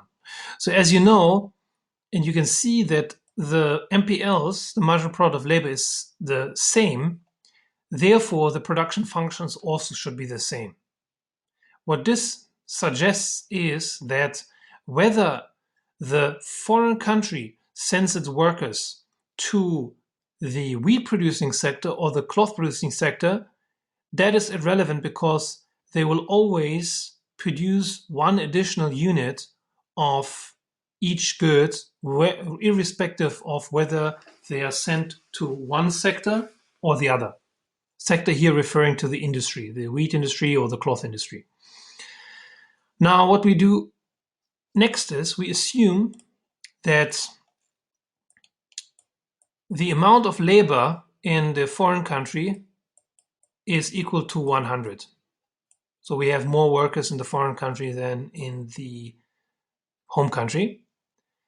And therefore, it is very natural to see immediately that if we send all workers to be working in the wheat sector, they'll produce 100 bushels of wheat. And if all workers are producing just cloth, they'll also produce 100 units there, 100 yards there. So then finally, it is interesting to note that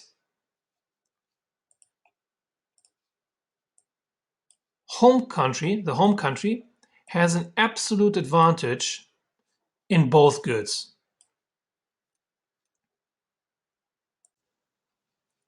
So here, the important concept of the absolute advantage comes in. What we mean by the absolute advantage is that the marginal product of labor, so the productivity of workers in the wheat sector and the clothing sector, is higher in both sectors relative to the foreign country. If you recall,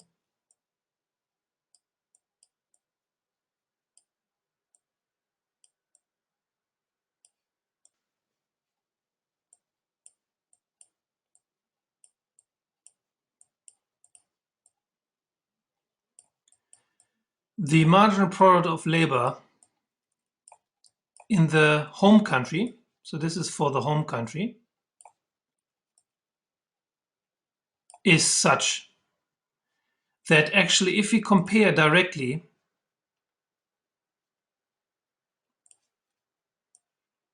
the marginal productivity of workers in foreign and abroad. In both instances, the workers in the home country are more productive if they are sent working in the wheat sector or the cloth sector. Now, what explains the fact that the home country will export only one is relating to its availability of labor.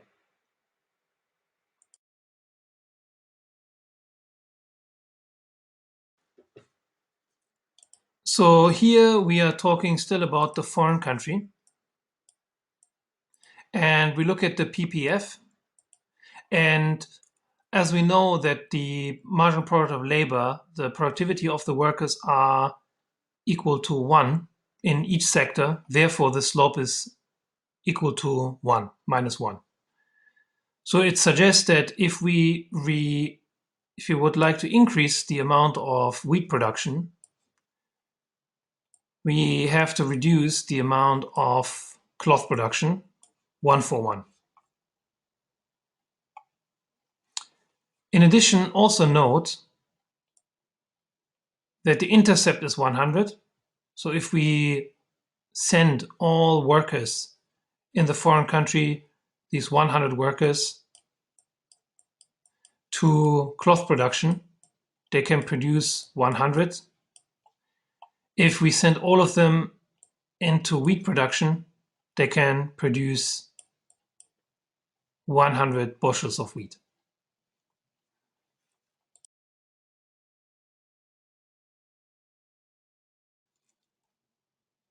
So before we jump into comparative advantage, I like to take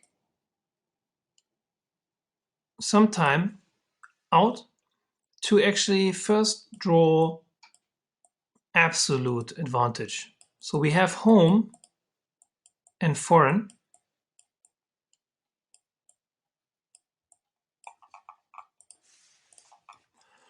And then we have cloth and wheat.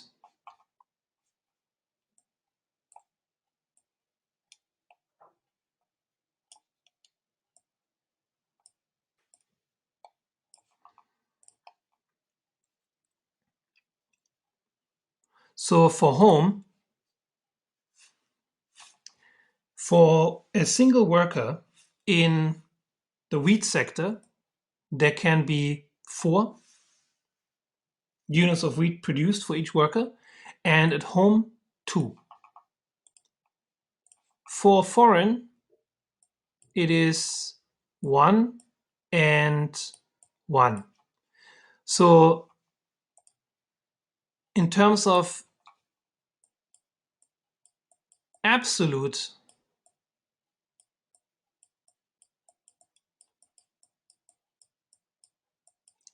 advantage, home has the superior technology and productivity in the sector for cloth and has an absolute superior world-class technology production capability in the wheat producing sector too. However, that does not mean that it will export both types of goods. So once we move on from absolute advantage, okay, absolute advantage would suggest that the country that is located at home has an absolute advantage in both, so it might as well produce both and therefore export both. So when we come actually to the comparative advantage idea, we see the following. So a country is defined as having a comparative advantage in a good when it has a lower opportunity cost of producing that good relative to another country. So we see here in the graph for comparative advantage that foreign has a comparative advantage in producing cloth, and home has a comparative advantage in producing wheat. So home has a comparative advantage in producing wheat. So home is here and wheat is over here. And here, home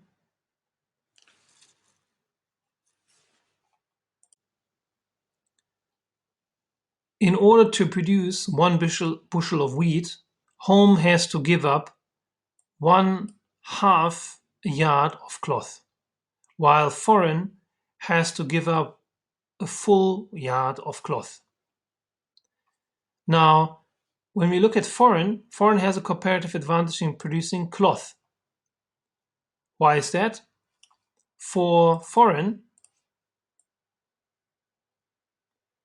it only needs to give up, and this is the opportunity cost, 1 bushel of wheat to produce 1 yard of cloth. So foreign has a relative or comparative advantage in producing cloth. So this would suggest that foreign exports cloth while home exports wheat.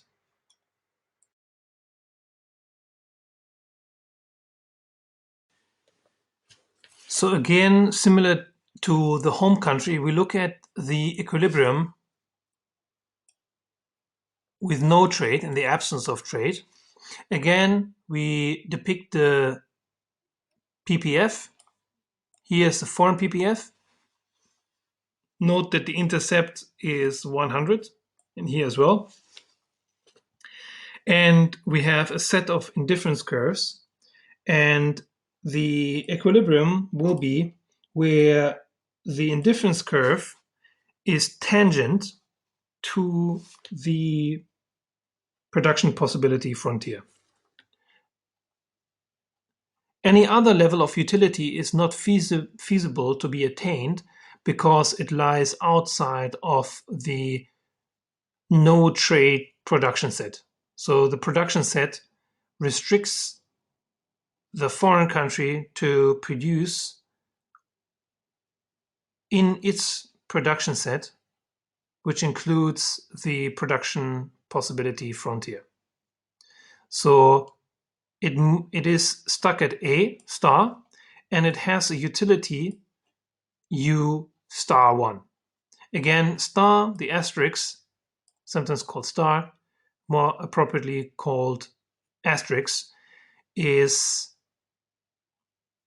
referring to the utility in what sometimes in economic theory is called autarky. Autarky or no trade equilibrium.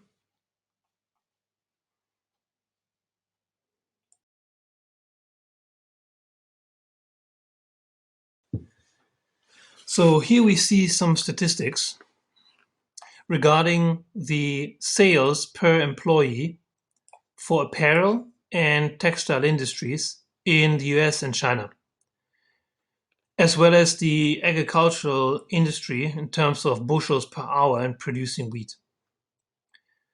Here you can see that the United States has an absolute advantage in each sector. However, it has a comparative advantage in producing wheat.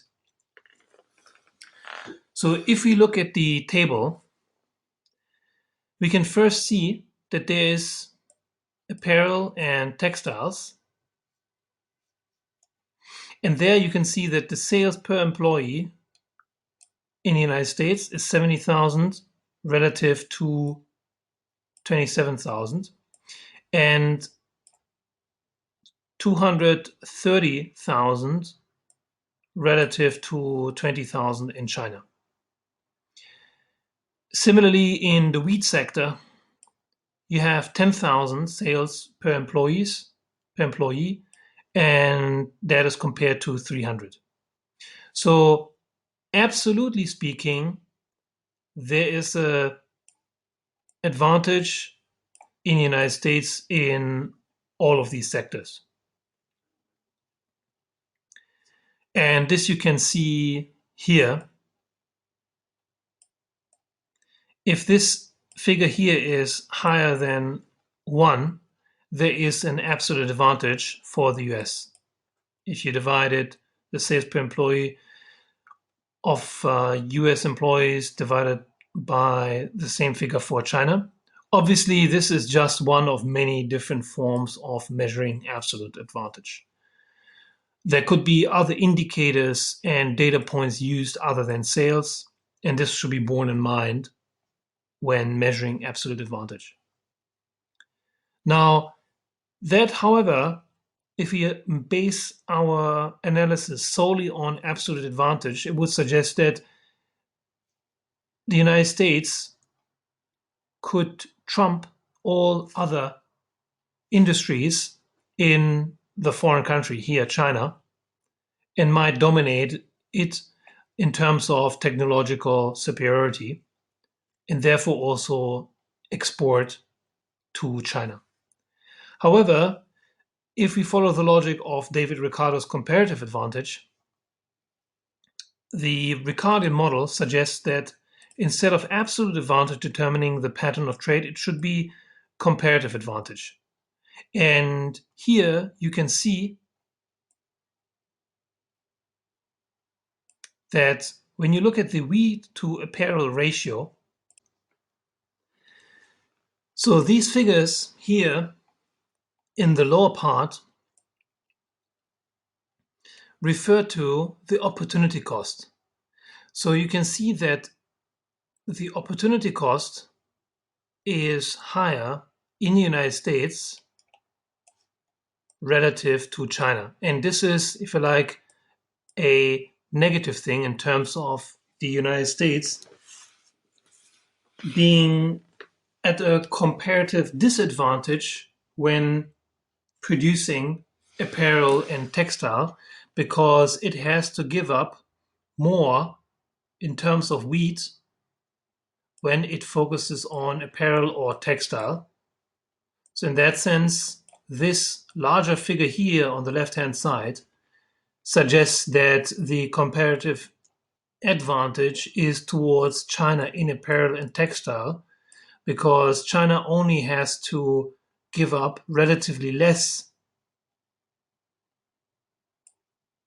wheat and these, if you like, products when it focuses on apparel or textile production.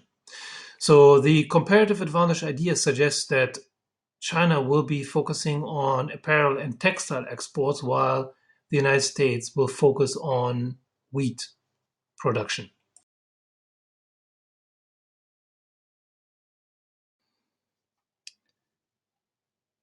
So, as we've just mentioned, according to comparative advantage, that will determine the pattern of exports and imports by each country. And that comparative advantage, as we have just seen, is relating to the opportunity cost of production in each country. So that opportunity cost is related to the relative price in a country, because the no trade relative price is equalized to the opportunity cost of production in the country.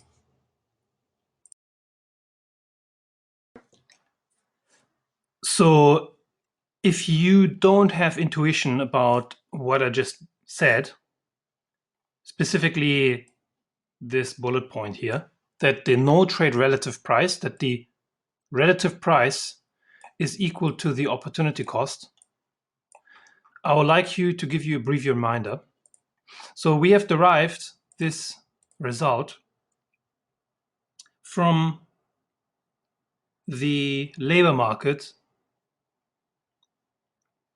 So imagine we have these two goods, and now I assign them Y and X.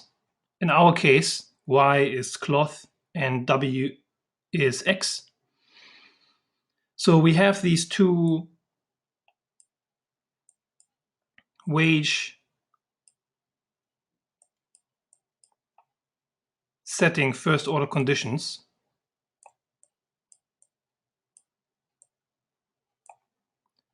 This can be rewritten as it is on the slide. W equals P times MPL. And here it is very important to note the subscript. So we have two goods, for example, X and Y. And we need to make sure to attach the subscripts to the variables that we have depicted. Px and MPLX. In our case, this would be the price of wheat and the marginal product of labor in the wheat producing sector. Note that I have not assigned a subscript to W, because we have assumed that W is the same across the two sectors. Okay, that is because there will be free movement between workers.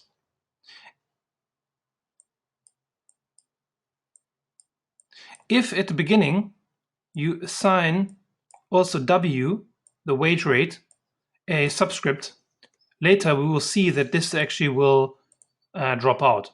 So we have the same function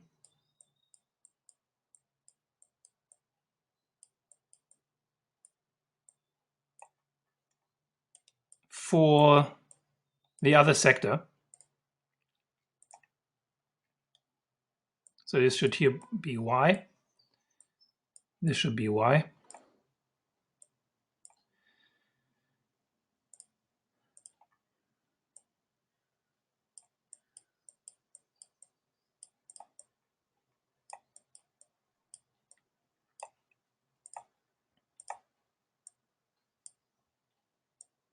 Now I will go ahead to assign W the subscript of Y, but you will actually see once we combine these two functions using this formulation here by setting W equal to each other, once we set W equal to each other, we have the following result, namely that the wage rate in the first sector, X, and the wage rate in the second sector can be set equal to each other, so we can denote it just as W without any subscript. So this is the first result, that the wage rate will be equal to each other, and this implies at the same time a relationship between the relative price and the opportunity cost. So once we use this function here, first function, and the second function,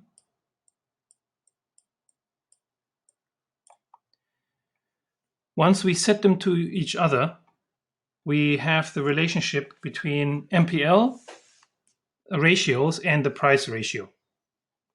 So this would be MPL times P equals MPL times P, and I attach the subscripts X, X, and the subscripts Y, Y, and we can rewrite this in terms of the ratio. Now, the question is, how should we rewrite it? should, for example, the numerator or the denominator be denoting x or y? So something to bear in mind, and this is kind of a shorthand, a cue. If we look back at our graph, we know that the slope of the graph is the change in.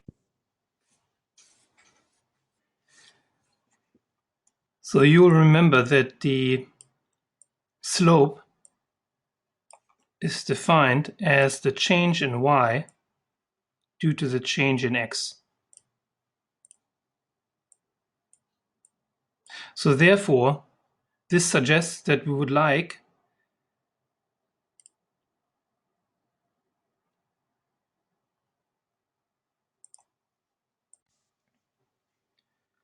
the lower part to be such that MPL y is at the top, that is the numerator, and MPL x is in the denominator. So in other words,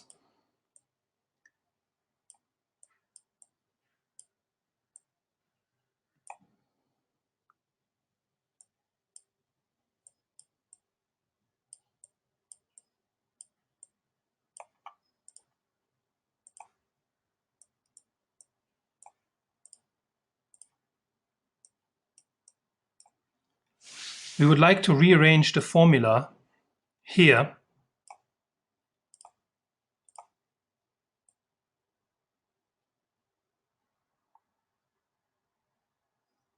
such that we use MPLY and let it be the numerator, and MPLX and let that be the denominator. So once we rewrite it as such, MPL, the slide will get a little bit crowded here, but I'm narrating, so you should be able to follow the instructions via voice.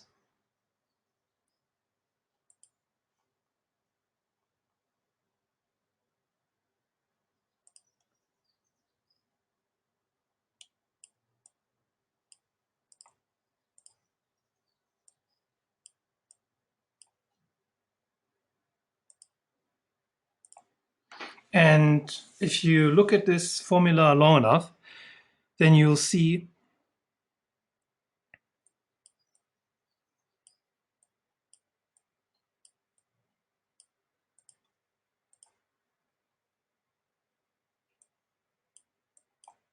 that the result will look like this. And because the slope in our case is sloping downwards, there is a negative sign in front of the ratio of MPL. So that is the derivation of why the relative price, so this is the result here, the key result,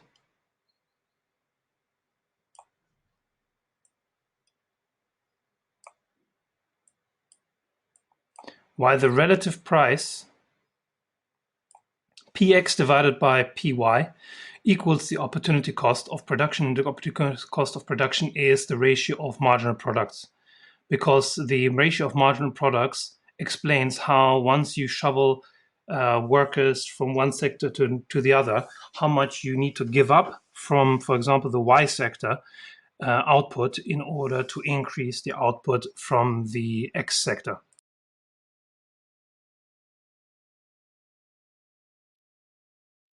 So now that we understand where the no trade relative price is coming from, what it is determined by, the no trade relative price in the country without trade is determined by the ratio of marginal products, that is the opportunity cost at which you produce one cost over the other, one good over the other.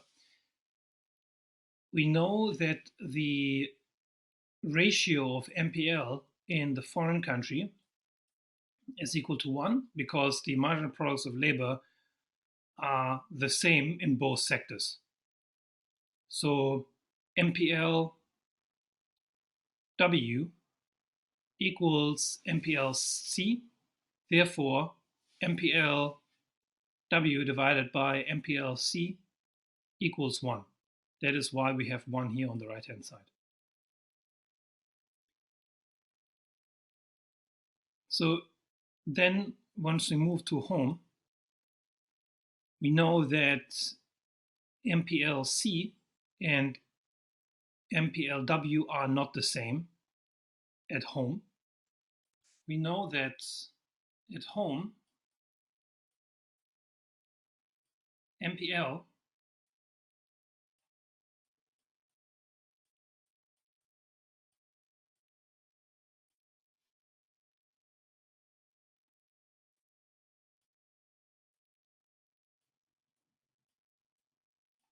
is such that MPLW is 4 and MPLC is 2. And that is why once this cancels out, we can just reduce it to 2. That is where this 2 is coming from. Again, note it is very crucial to understand why the figure is 4 divided by 2, why MPLW is divided by MPLC and not vice versa. In other words, why this number here is 2, not 1 divided by 2. Note that on the left-hand side, C is in the numerator, while on the right-hand side, C is in the denominator.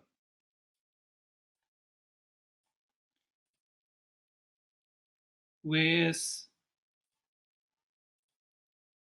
W on the left-hand side is in the denominator, and on the right-hand side is in the numerator. So this is how it ought to be. And this is how you get the correct result of 2 as the relative price of cloth at home. So be aware that you understand this formula, and I've explained where that comes from on the previous slide. Now,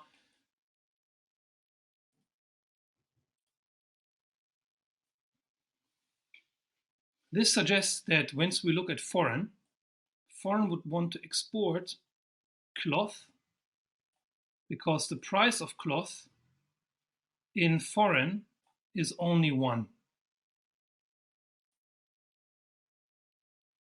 The relative price, and this is important, the relative price of cloth is 1. And the relative price of cloth in home is 2. So it suggests that foreign can produce it for $1 and then export it to home because there the price is 2. So in other words, it can bid lower than the producers in the home country. The foreign competitors can underprice and undercut the home producers given their comparative advantage. The comparative advantage relates to the relative price, and that relates to how cheaply they can produce cloth compared with how cheaply they can produce wheat.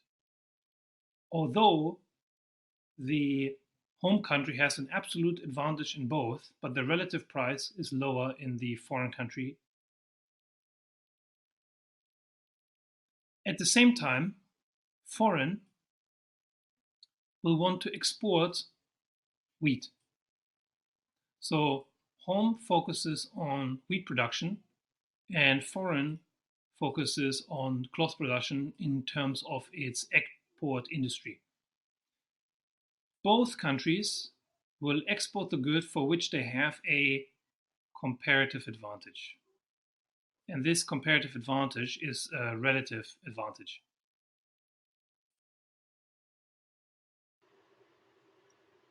as noted before, the relative prices can be rewritten. So PC divided by PW is 1, and because it is 1, that is equivalent to PW divided by PC. Now, when we do the same transformation for the relative price of cloth, we can express that as the relative price of wheat by switching the denominator and the numerator. And this will yield us a price of 1/2 or 0.5.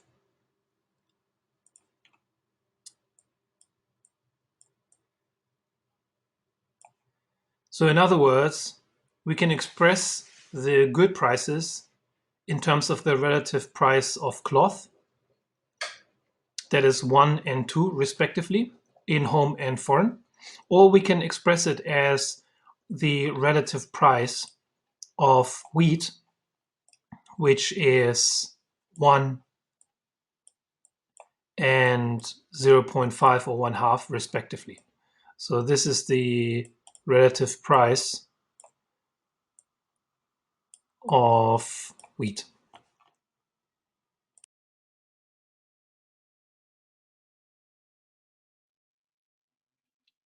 So before there is trade in the so-called no trade equilibrium or autarky equilibrium, the relative price of wheat or cloth is not equal to each other. So be aware that this relative price of a good is a relation. Therefore, it is relative. It is the ratio of the price of one good over the other.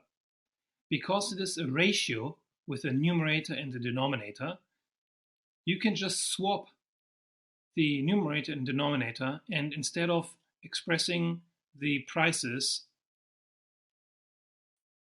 in terms of cloth, you can do it by expressing prices in terms of wheat. So that should be intuitive, that the relative price of wheat could be expressed, or alternatively, the relative price of cloth in terms of wheat. These are two sides of the same coin. So now that we know that the countries would like to trade, once trade takes place, we have a trade equilibrium.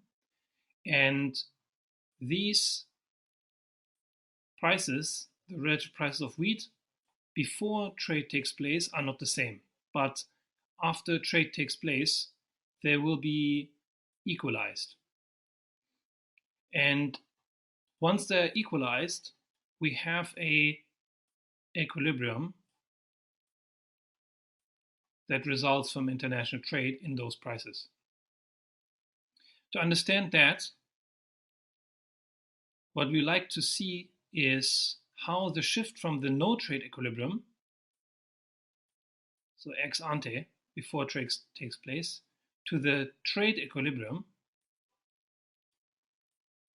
has an effect on production and consumption in both home and foreign, and that will be the economic mechanism via which the relative prices in the two countries are equalized once there is globalization and international trade between the two countries.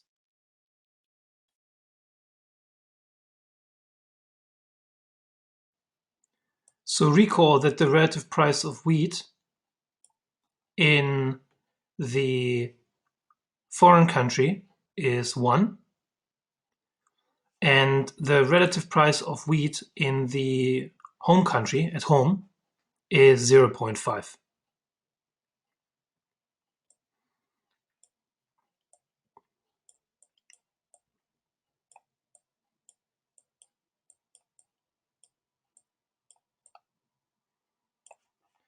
This is what I note down here. And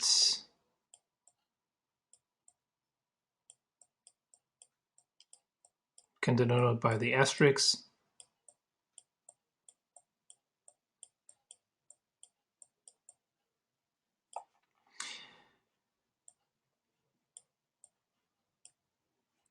So we for now assume that the free trade price, the equilibrium price, will be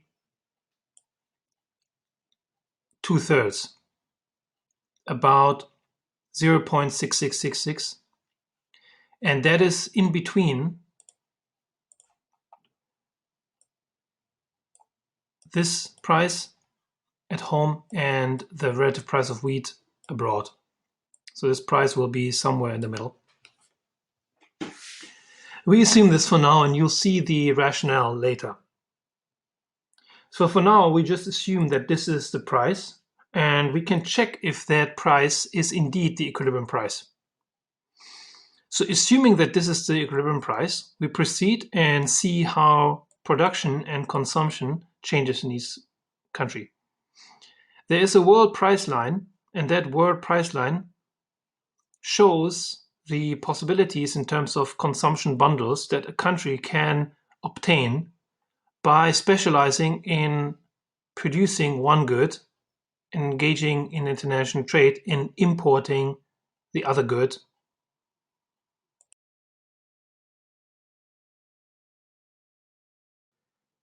So just recall the basic building blocks of this figure 2.5.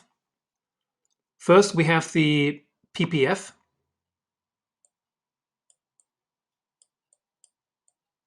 Here, this is home, the home production possibility frontier.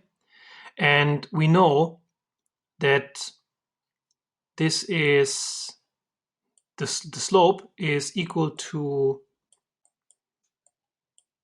the change in QC due to the change in QW. And we know that that slope, and we know it is a negative slope, that this is equal to the marginal product of labor in the cloth producing sector divided by the marginal product of labor in the wheat producing sector. So that is the slope of the production possibility frontier. And we have, so this is important to remember this, that this is the slope of the production possibility frontier. And it is, remember, and I would like to reiterate how we have derived this. So remember that we have derived the slope of the production possibility frontier by using exclusively only the two production functions, the technological constraints or technological capabilities of the home country. So remember that this was in the previous slides denoted by QW and QC.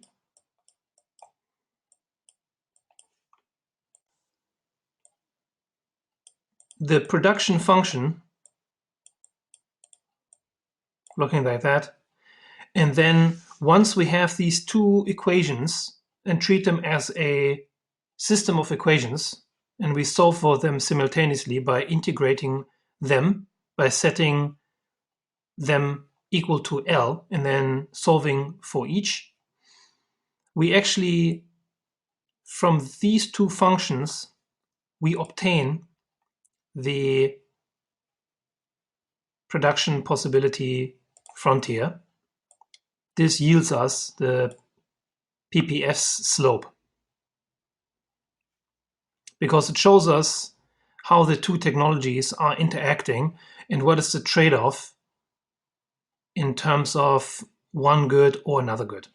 Now, then secondly, okay, I would like to make a headline here so that it becomes clear that these are just the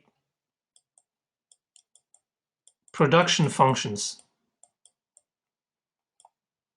that we have used. So this is purely, if you like, the technological aspect. Now, there's a lot of going on in the background in this picture, and I'm summarizing it so that you see the big picture, so that you see the wood or the forest from the trees. Now, in addition to this, we looked at the labor market.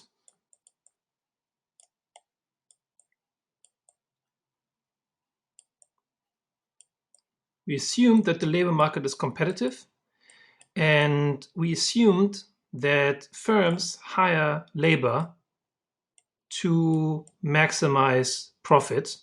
And I've shown you the maximized profit. Profit here is denoted by pi, maximized profit by firms. And this profit maximization is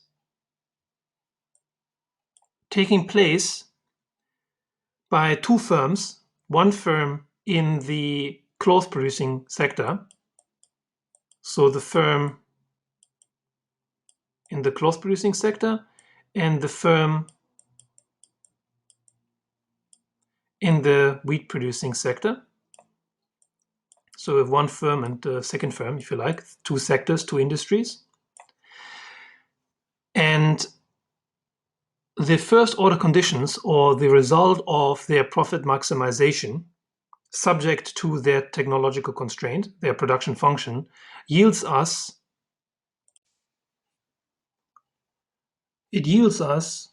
the solution for what the wage should be. So this will give us a wage rate that WC equals WW, and this equals W. And this in turn suggests that the marginal product in each sector multiplied by the price is equal to the marginal product multiplied by the price in the other sector.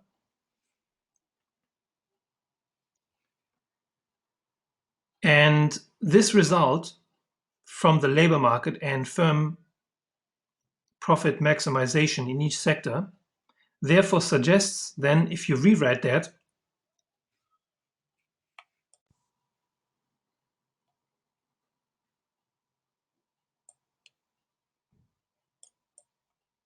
that MPLC, so this would be an L, MPLC divided by MPLW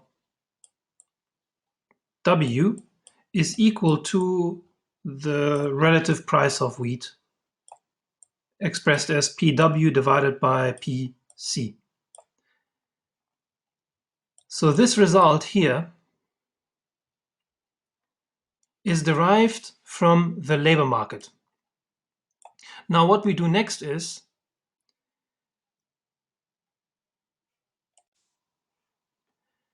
we combine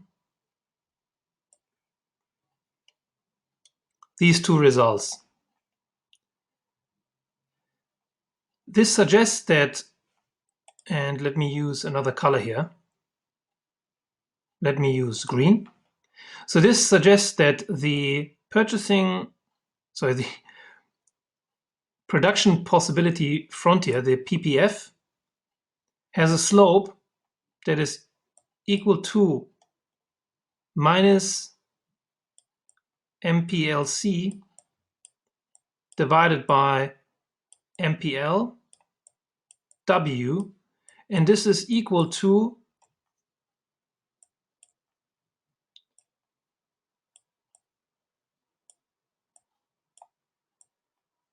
the relative price of wheat. So this is a fundamental result, and I would like to clearly show where we have obtained this. So this result shows, and as a reminder, how we have derived it, is that the slope of the production possibility frontier, the PPF, is the trade-off or the opportunity cost of producing one good versus the other. This is the left-hand side of this green box. And from the labor market and firm profit maximization, we have obtained that the slope of the production possibility frontier at the same time is equal to the relative price of wheat relative here to price of cloth. So we know that this is coming from the labor market condition, and the left-hand side is coming from the production functions. So this is something to keep in mind in order to answer the question, how can we derive the slope of the production possibility frontier? What does it mean? And why is the slope of the production possibility frontier equal not just to the relative trade-off, the ratio of the MPLs, but it is also equal to the ratio of the prices.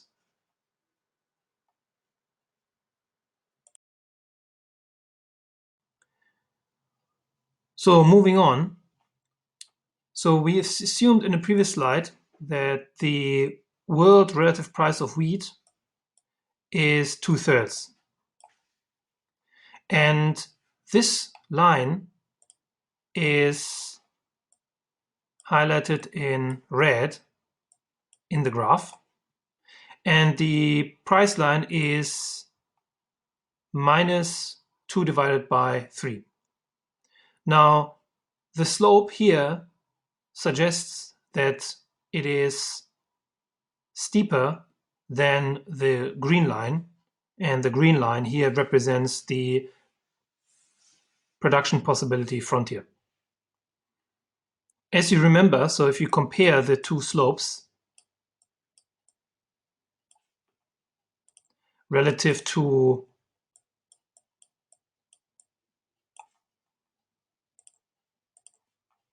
one half, you'll see that it is natural for the world relative price line in red to be more steeply sloped than the PPF from the home country.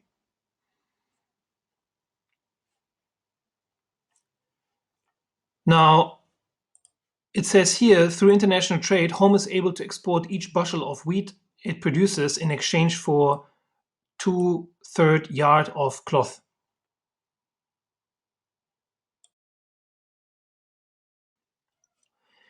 So when previously,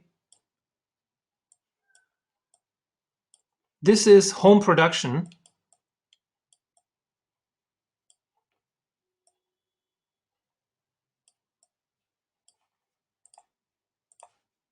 when there's no trade,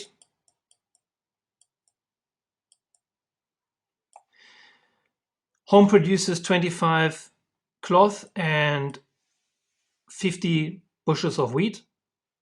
And then this is home production with trade.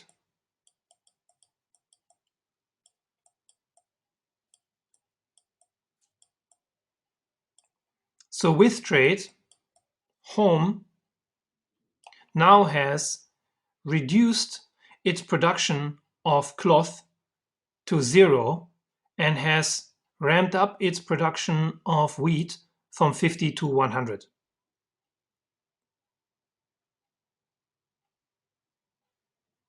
This is natural because we know that the home country has a comparative relative advantage in the production of wheat.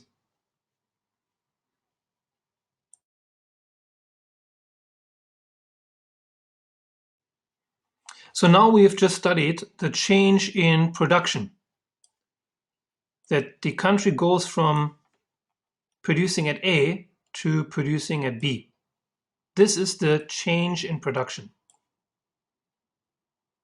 Now, secondly, we also have a change in consumption. So the change in consumption is, this is the consumption in the no trade situation, and this is home consumption in the trade equilibrium. So this is home, and here I'd like to emphasize now we're looking at consumption.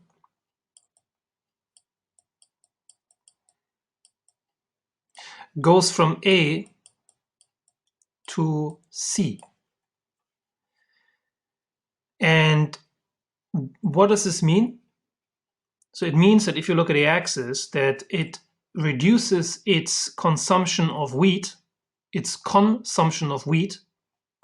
and it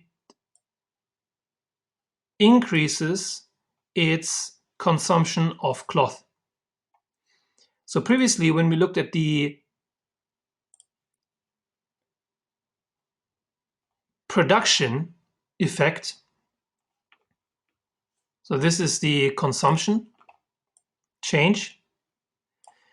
If I like to overlay that with the change in production, the change in production is that there's an increase in production of wheat and a reduction in the production of cloth.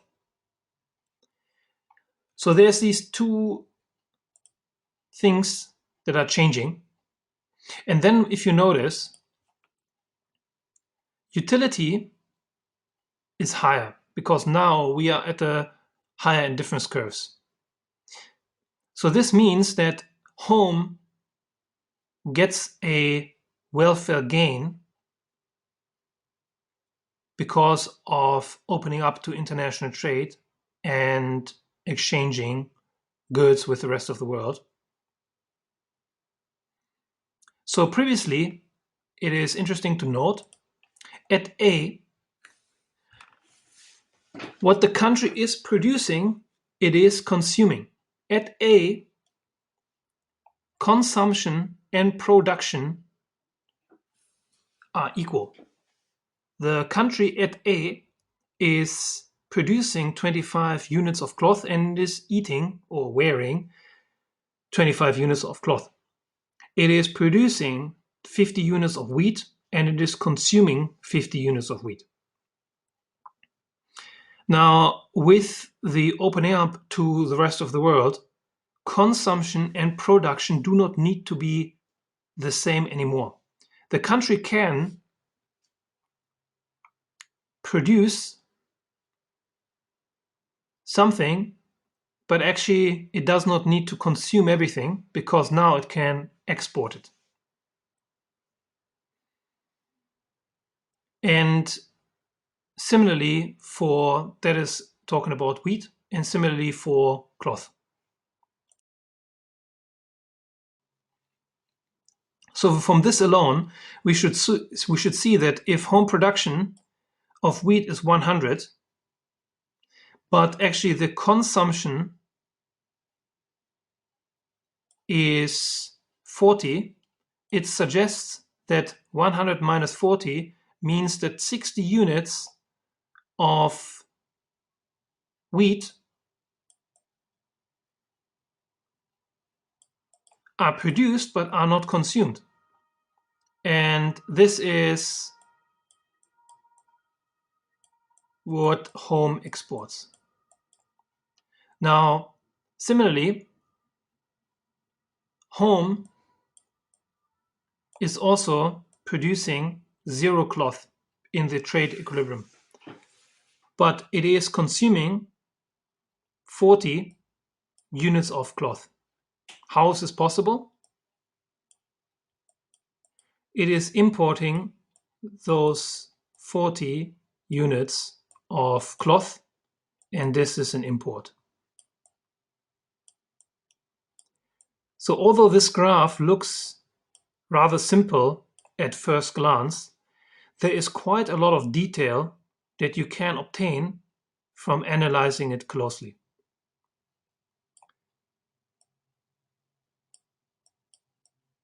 So here I have derived imports and exports in terms of their quantities by comparing how much home is producing and how much home is consuming.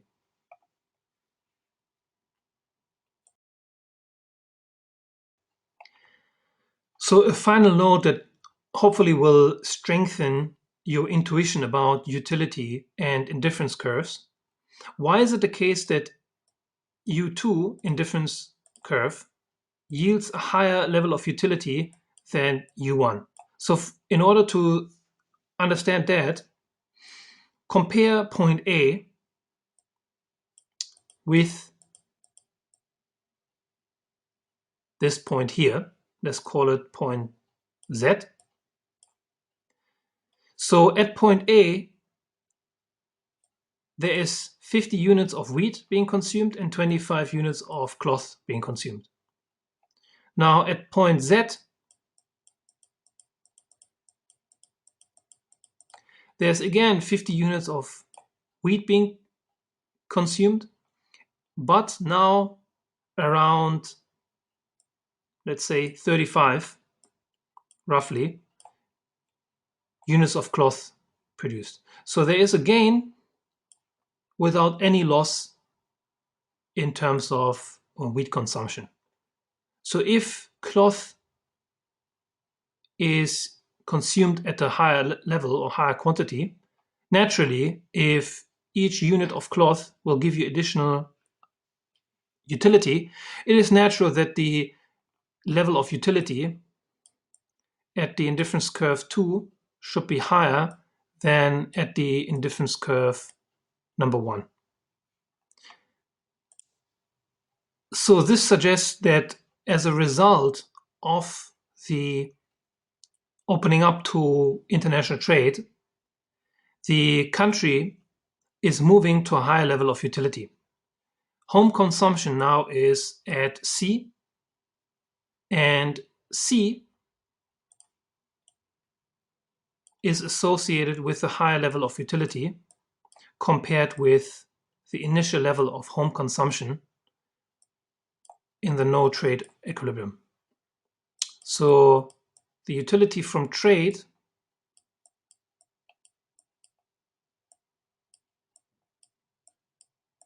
is higher than the utility from autarky or no trade. This, in essence, is the main idea of David Ricardo's model of comparative advantage and the welfare gain from international trade.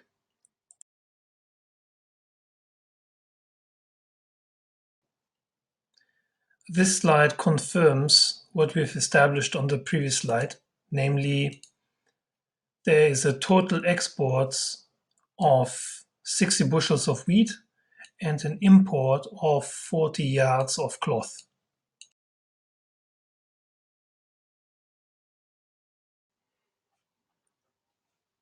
Again, this slide also suggests something we have derived also in the previous slide, namely the gains from trade is that move from the lower level of utility to a higher level of utility. And this is the first demonstration of the gains from trade. So for the curious and those of you who have paid particular attention, you may have been wondering, why is it the case that the country is moving from a mixed production to a rather extreme specialization in cloth? So previously, home was producing at A, producing a mix of wheat and cloth, and then subsequently it moves to produce at B, where it produces only wheat and zero amounts of cloth. Now, this is relating to the relative price of wheat, that prior to opening up, the relative price of wheat is 1/2. So if we write the relative price of wheat as such, it is 1/2. And this is in autarky, so without trade. And the world price is, let's denote it by red color. The relative price of wheat in the world is 2/3.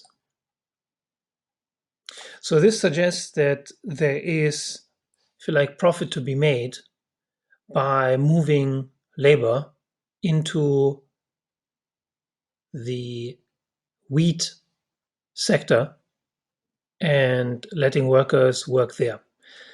Now, that is natural because the relative price of wheat is higher in the world. So why not produce something at home where you can sell it abroad for a higher price than would be able to be possible at home? So the question is not why the home country would produce more of the wheat product in which it has a comparative advantage, but why it would go all the way to produce maximum amounts of wheat and zero amount of cloth. So this extreme specialization, pure specialization in wheat production and not producing anything of cloth is the result of the constant returns to scale functional form of the production function we have assumed.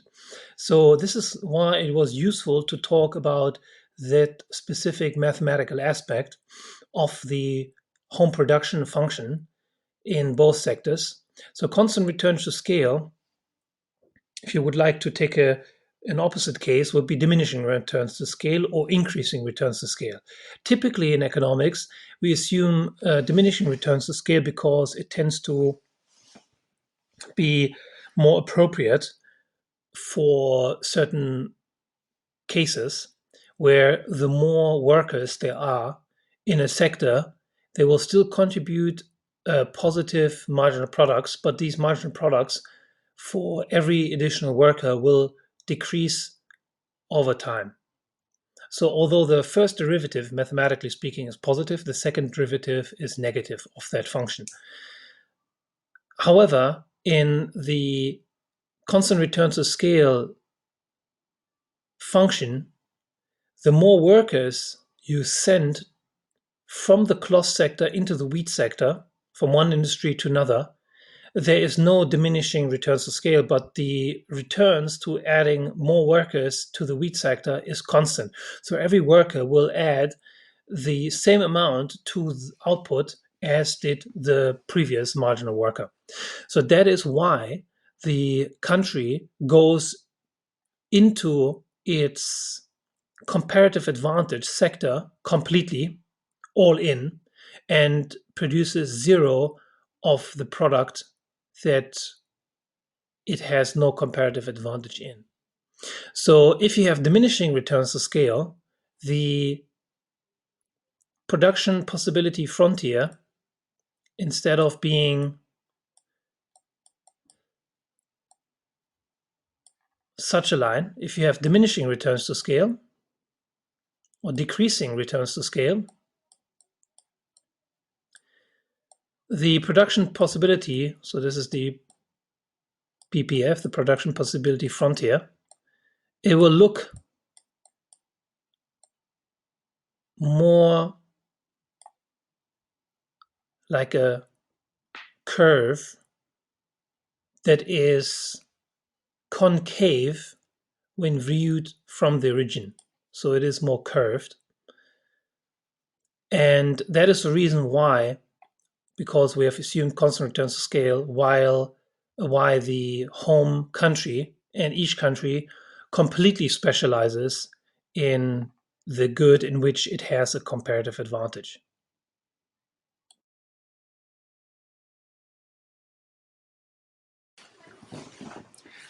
So here we see the equivalent situation for the foreign country. We see the production possibility frontier with a slope of -1 because the marginal product of labor in each sector is equal to the other sector. Therefore, dividing the MPL of each sector by each other should lead the slope to be equal to 1.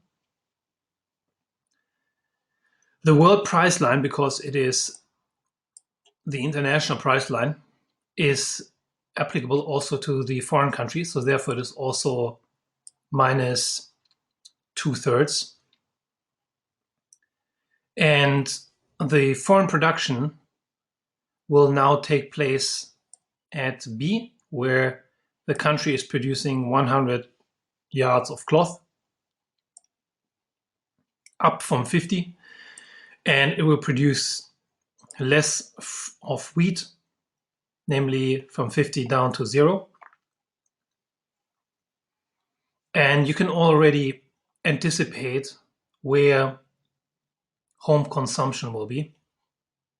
Initially, home consumption will be here.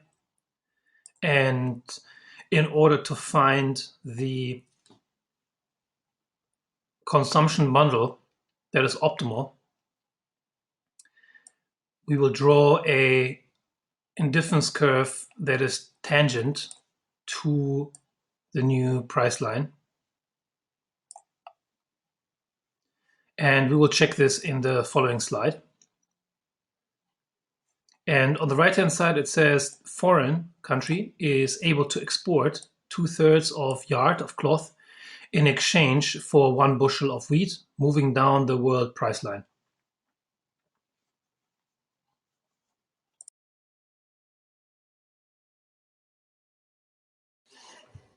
Here you can see that foreign is producing at B, and it is consuming at C. So if it is producing 100 units of cloth, but is consuming 40, this difference here is the amount of exports. It produces this much, it consumes this much, and the difference between the two is the amount of export. Similarly, the foreign country is producing 0 bushels of wheat, but it is consuming 60, and this is the amount of imports. So foreign imports wheat and it exports cloth. And here it says foreign consumes 10 units more of wheat and 10 more yards of cloth. And you can see here that this is a very, very clear indication of the gains from trade, because the country is producing at a different bundle, but the overall consumption in both goods, both cloth and wheat, is higher. Therefore, it is clear that the utility should be higher once the foreign country is opening up to trade.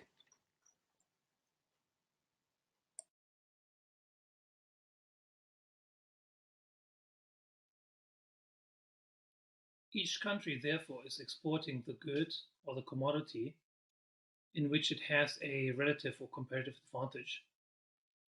And this observed pattern of trade is determined by the comparative advantage. So this is the first result or lesson from the Ricardian model. And these gains from trade are positive for both countries, because both countries have a utility that is higher than in the no trade autarky equilibrium. And this is the second lesson.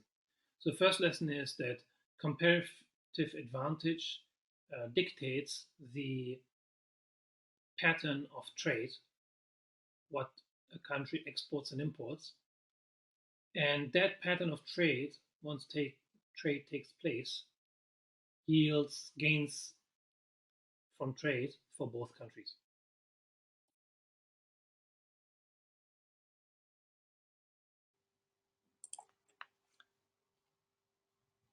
So here we have therefore derived for any relative prices below 1 for an imports more than 50 bushels, and that is along the segment B asterisk prime, C asterisk prime. And that is, for example, at the relative price of 2/3 foreign imports are 60 bushels of wheat.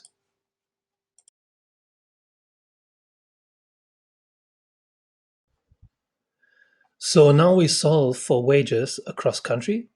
And please recall that this is always the real wage, the real home wage and the real foreign wage. Real here is in contrast to the nominal wage. So the nominal wage at home is denoted by W.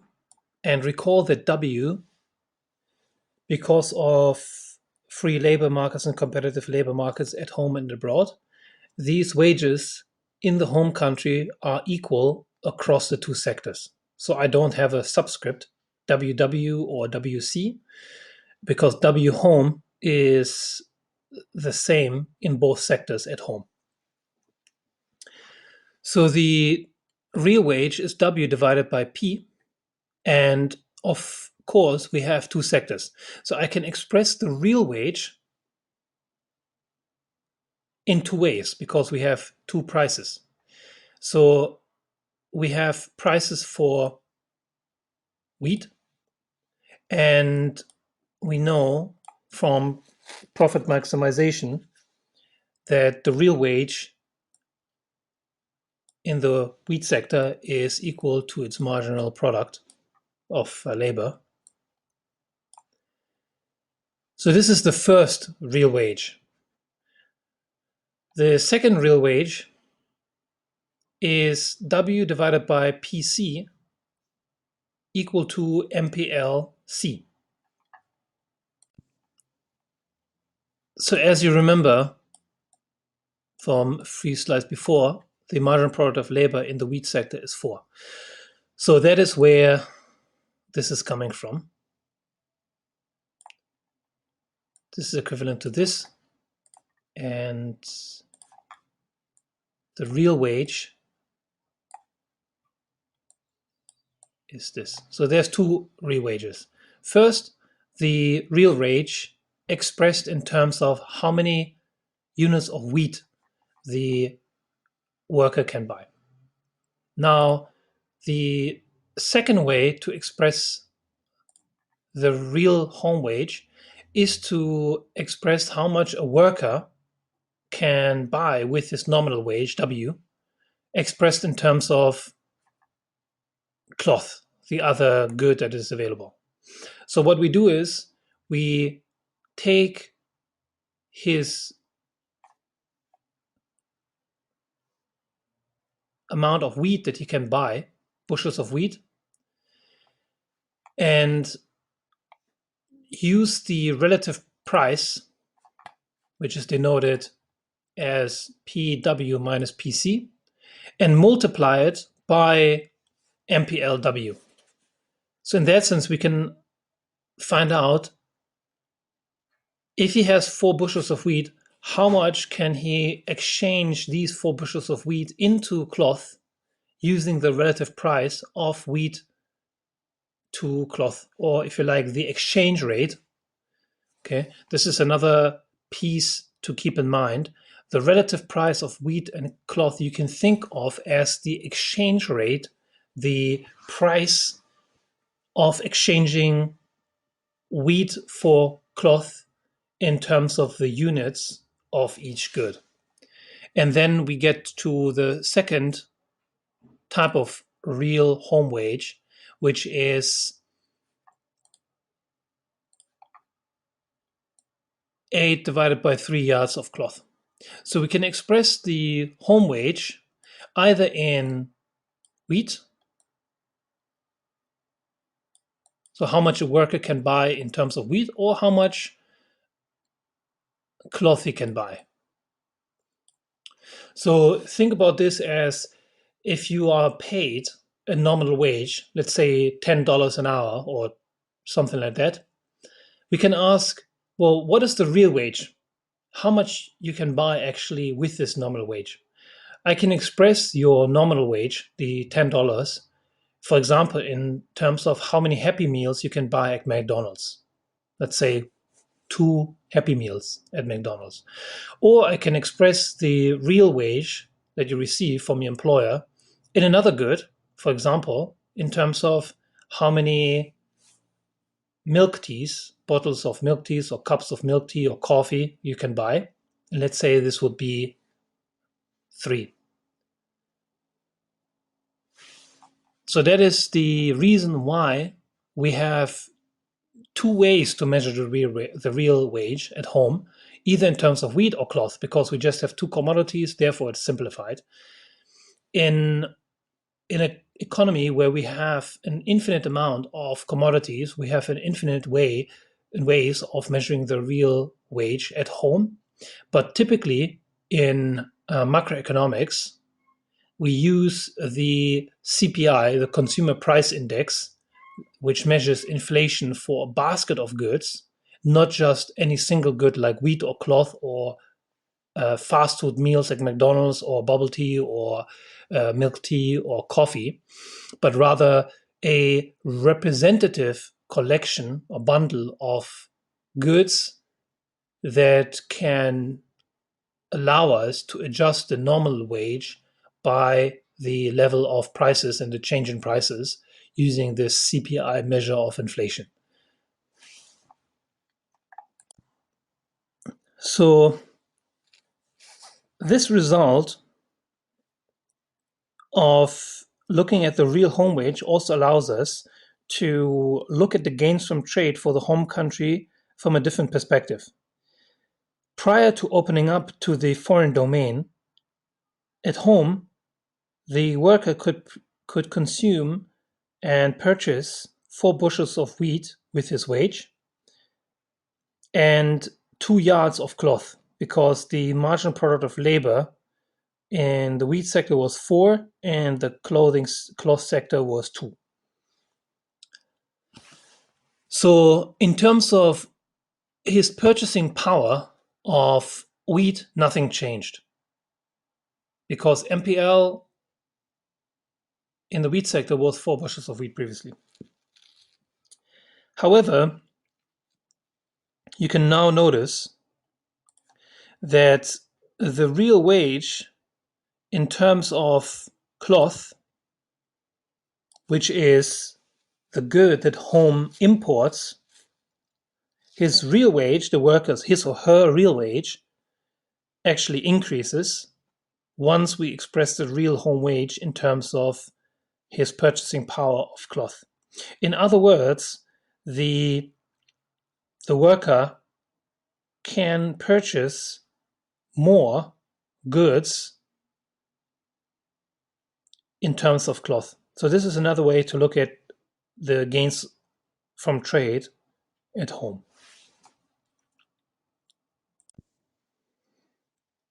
So similarly, in the case of the foreign workers, the real wage expressed in terms of cloth is 1, which is the same as in autarky.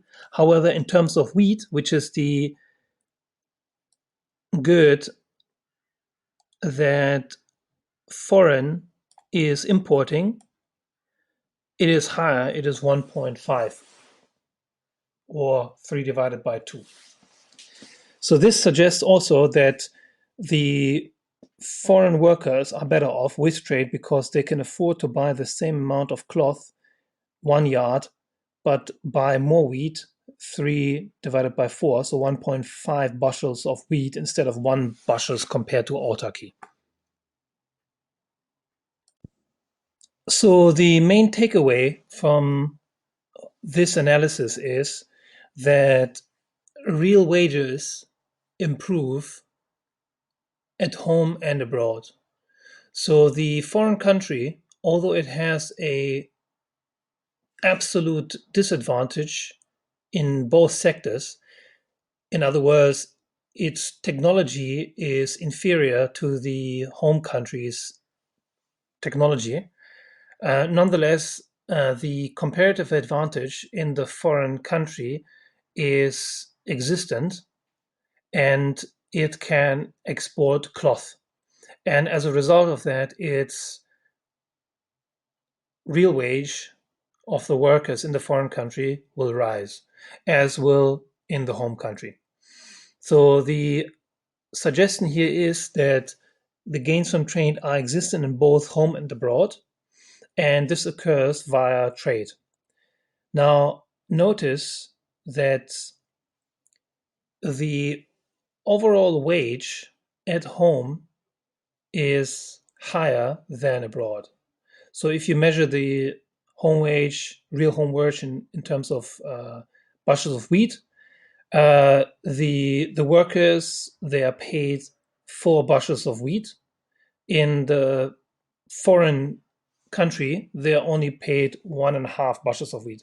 In other words, the country abroad is poorer in terms of measurement of the labor income or the wage, the real wage rate.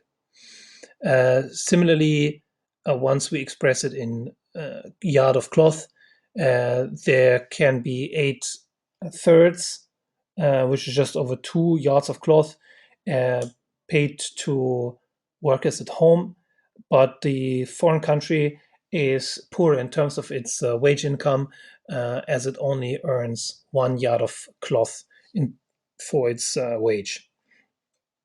So, in that sense, there's absolute advantage in the home country in both sectors, and this suggests that the absolute advantage determines that the wage rate, the real wage rate, will also be higher at home in both sectors, and that is coming from the absolute advantage. So that is the way in which wages, the level of wages, the level of relative wages, once we express home wage to foreign wage, is determined by the absolute advantage. Okay, wages here you can think of as relative wages, comparing the home wage to the foreign wage. These are determined by absolute advantage. And the pattern of trade, however, is determined by comparative advantage. Moreover, you can clearly see that when productivity improves in the foreign country, in the poorer country, by improving its labor productivity, the marginal product of labor in the cloth sector, so the sector we have here assumed the foreign country is specializing in. So once MPL improves by improving their productivity in that export sector, the wage in that country will also rise. So this suggests that although the foreign country has inferior technology, its real wages will rise once it opens up to the rest of the world in terms of export and import. And that is shown already on this slide. And then secondly, if the marginal product of the sector in which it is exporting will rise, this will also lead to additional rises in real income for workers. And this, for example, has been the case in China, where per capita income has risen dramatically from about 1,600 US dollars in 1978 to about 12,400 many years later. For example, one figure being 2014 to 12,400. So from 1,600 to 12,400 US dollars is an 8-time increase. And similar figures are available for other developing countries such as India or Brazil. So before we move on to look at some details of empirical data supporting this prediction, that layer productivity, once it increases, can increase real incomes in countries. We have to note a few assumptions that have been made in the previous slides in the model. For example, one being that once the country shuffles its workers from one sector to another, that the workers can be, without any cost, be trained and retooled, both in terms of no transaction costs, no loss of human capital, little loss of time, uh, to work from one sector to another. Naturally, in reality, that is highly unlikely because people who have been working in wheat production might not be able to very quickly work in cloth production in the foreign country. And similarly, the workers who are working in the cloth sector, the garment sector at home, let's say, for example, home is the United States, once they have been working and making clothes at, for example, let's say American Apparel or Urban Outfitters or similar um, shops, assuming that these are US based workers, once the country moves to reducing the production of that good and ask those workers to retool and retrain and then work in the wheat producing sector in agriculture instead of the garment factory, a garment industry, naturally, in reality, some of these workers will drop out, they will no longer work, or they might have long spells of unemployment while they try to reshuffle their employment. So there's a lot of things that are left out of the picture in this model. And this is something every economist is aware of, and that you, as students, budding students and scholars of economics, should be aware of when we do these models. So the benefit of the model is that it reduces irrelevant aspects of reality and focuses on the essentials. But here, the adjective relevant means relevant for what? Here, relevance, we mean relevant to the question that we pose using this model. So when we have other questions that we try to answer with this model might not be as useful than, for example, another model or a relaxation of the model's assumptions would be. Nonetheless, it is a very useful model to start out the analysis of international trade and the gains and potential losses from international trade.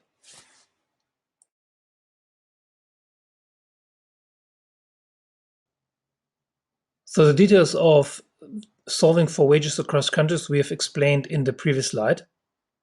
So please refer to that slide.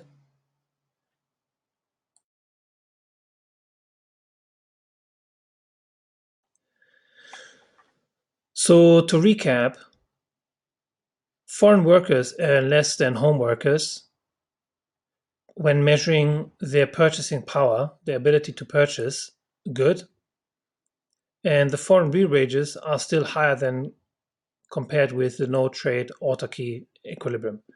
So this suggests that there is gains from trade. However, the level of the wage rate is still lower in the foreign country compared with the home country. And this higher income from home is the result of absolute advantage.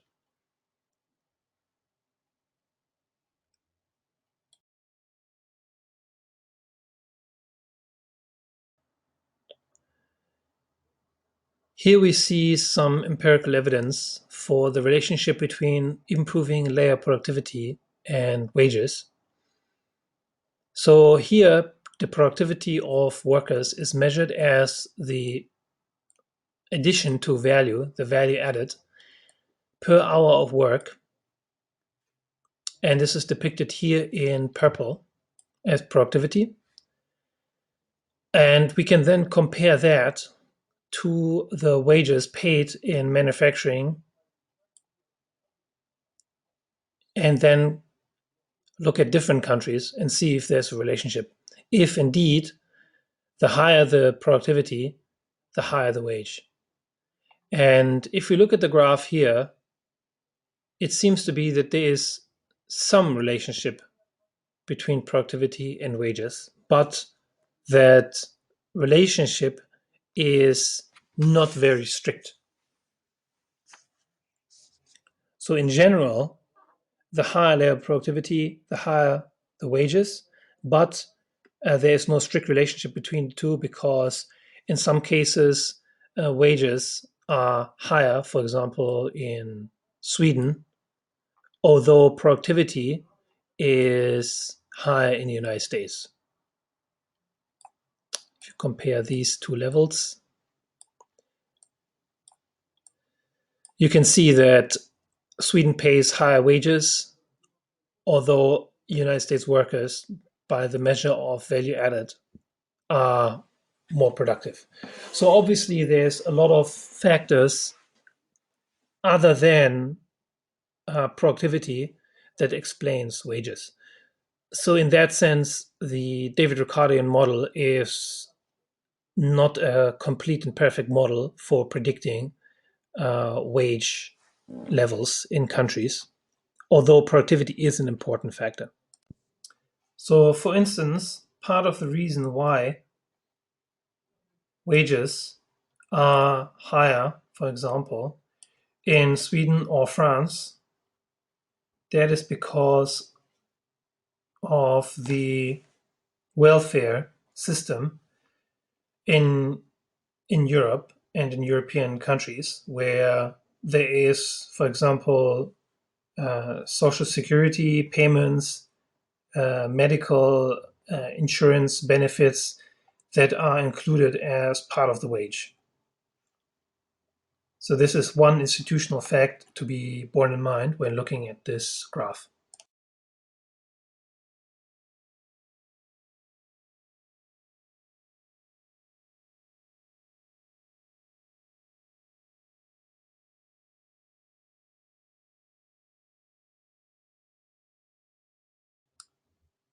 So here we see the productivity over time, a cross-sectional analysis that looks at the time series of productivity and wage in different countries. And one can see that there is roughly a relationship between productivity and wage, but certainly it is far from being a good predictor, that is, productivity of the development of wages in a country.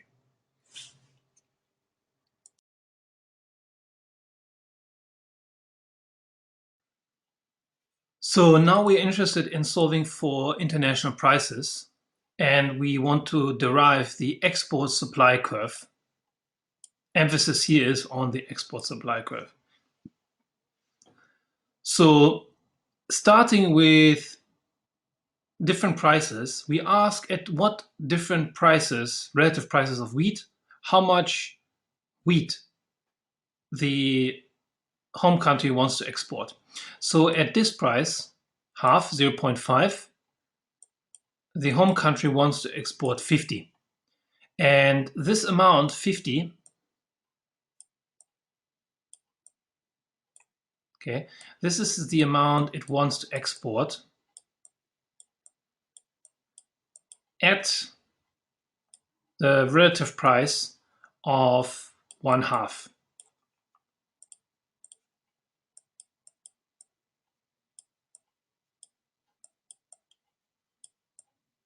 Okay, and this is derived from this 50. 100 minus 50 is 50 units because home is producing at B, okay, once it opens up. And if the price is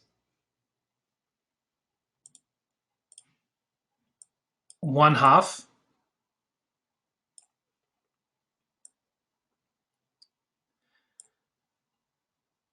then home country wants to consume at A, and if it wants to consume 50 and 100 is being produced, then 100 minus 50 is left over. So this is 50 units are exported, and the rest, let's sign it in yellow. These 50 up until here are consumed. Now, once we move prices to a high level, to 2/3, and let me use the red color. So once we use 2/3, so note that half is the value of 1 divided by 2. So let's say this is 2/3.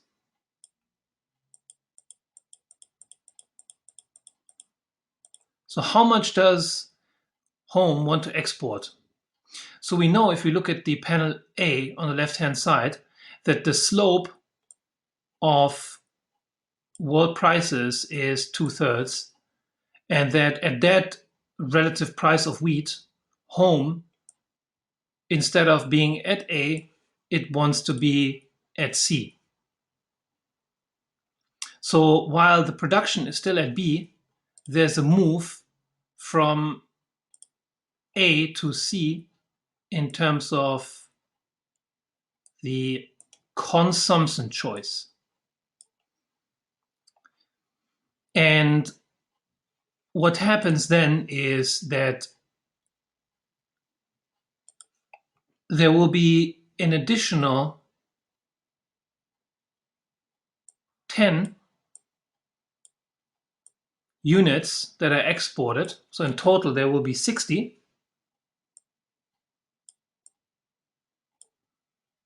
Exported because 40 will be consumed. So a little bit less consumption and more export. So this suggests that once we trace that from panel A to panel B, that it will be 60 units of wheat that the home country wants to export. Now, what you can do is you can combine, and this is point C. You can combine the points from B to C, but the question is how exactly will you trace it, the connection between B and C? Now, the solution to this is to let the world price line rise slowly from 1/2 to 2/3. So this intermediate, so this is the relative price of wheat. And once you let it rise, the slope of the red line, so let me use purple, will be somewhere in the middle. So let that be, for example, be here in the middle. And then we have to trace out another indifference curve. And the result will be somewhere in the middle. Here at about 45 and around 55 or something like that. And this will allow us to trace the home export supply curve as such. And this is then the supply curve. of home exports. So that is how we get it. We vary the relative price of wheat, step one, and then step two, we check what is the effect on the wheat supplied for exports by the home country by moving to the left panel and seeing what indifference curve is tangential to the relative world price line, and then find the amount of cloth and wheat being produced, and then we can calculate how much, so the amount of cloth and wheat being consumed by the home country, and then we can calculate the consumption from the production and therefore infer the amount that is available for export.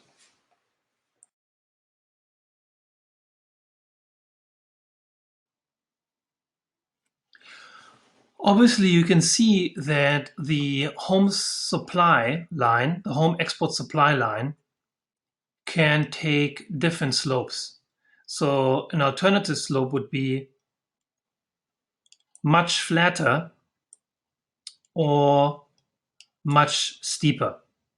And that is dependent upon, you can ask yourself, what factors?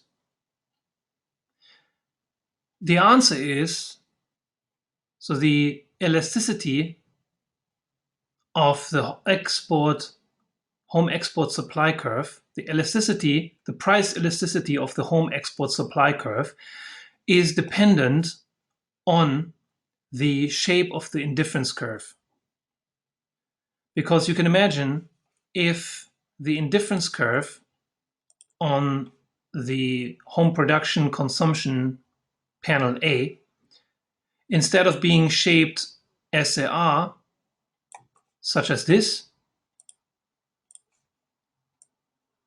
they're shaped as they are, such as this, if instead the indifference curves would be shaped, for example, more tilted towards the right-hand side,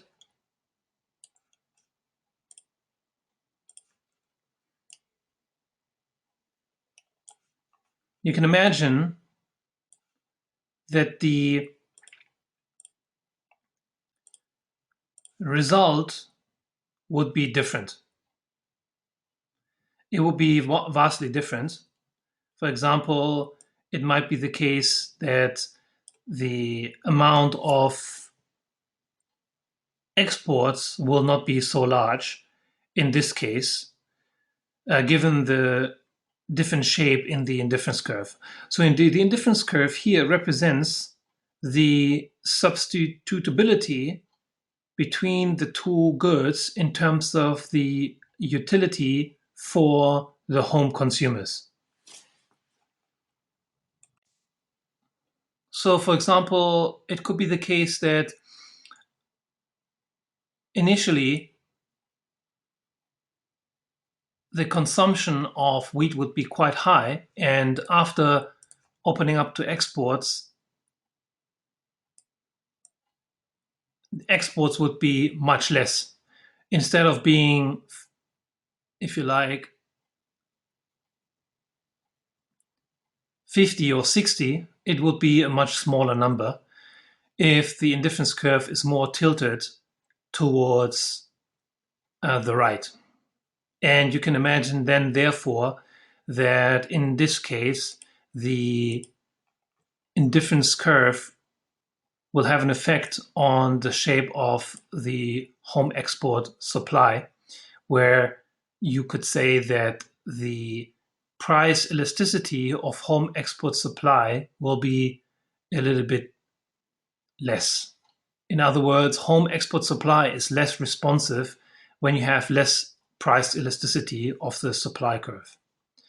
And similarly, you can imagine an alternative situation where the indifference curve would be tilted not towards the right but towards the left and facing more towards cloth rather than wheat. And then you would have a supply curve that would look a little bit more like the one on the right hand side rather than the left hand side. So bear in mind and have a think about what this means intuitively, and think about what the indifference curve means. Again, remind yourself of that and consider what is the determinant of the slope of the indifference curve.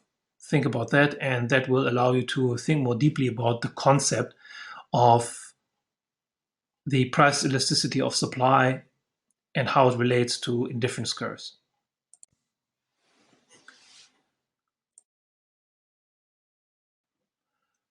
So, a final thing to bear in mind is that obviously the home export supply curve will also be affected by the shape of the production possibility frontier. So the not just whether or not it is constant returns to scale and what slope the constant returns to scale PPF has, but also whether or not it is, for example, diminishing returns to scale and the shape of that. So these are additional dimensions to be considered to make the model much richer than is seemingly the case with these quite seemingly simple representations that you have here on the slides.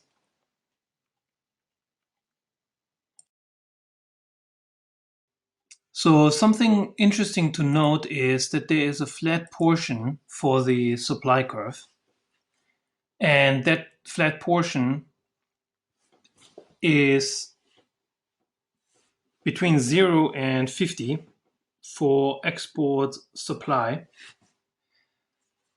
You can imagine this to actually look like this, in a sense that as soon as the relative price of wheat reaches 1/2, then the willingness to supply will be positive. Could be 1 unit, could be 2 units, could be 50 units. Any of these units, if you like, is fine, but there's a jump towards a positive level once the relative price of wheat is exceeding or being equal to 1/2. So why is this the case? This is the case if you consider the following situation. If at the beginning in autarky, the home country is consuming and producing here, and then if the relative price of wheat, the world price, is equal to 1/2, it would mean that the world price line is equal to the PPF line. And then the country is actually happy to go from A to being producing at B, because at B, if the relative price of wheat is 1/2, the country would be happy to export 50, because once it is exporting 50, given the relative price of wheat being 1/2, it can exchange those exports for 25 units of cloth once it imports them, and basically be back here. So the utility is the same. Once the relative price of wheat hits 1/2, the country will essentially be happy to supply any amount of wheat from 0 to 50, up to 50, if the price is 1/2. So in other words, there is an indifference between these different points at this price when the relative price is at 1/2, because the indifference curve will be the same. The country will be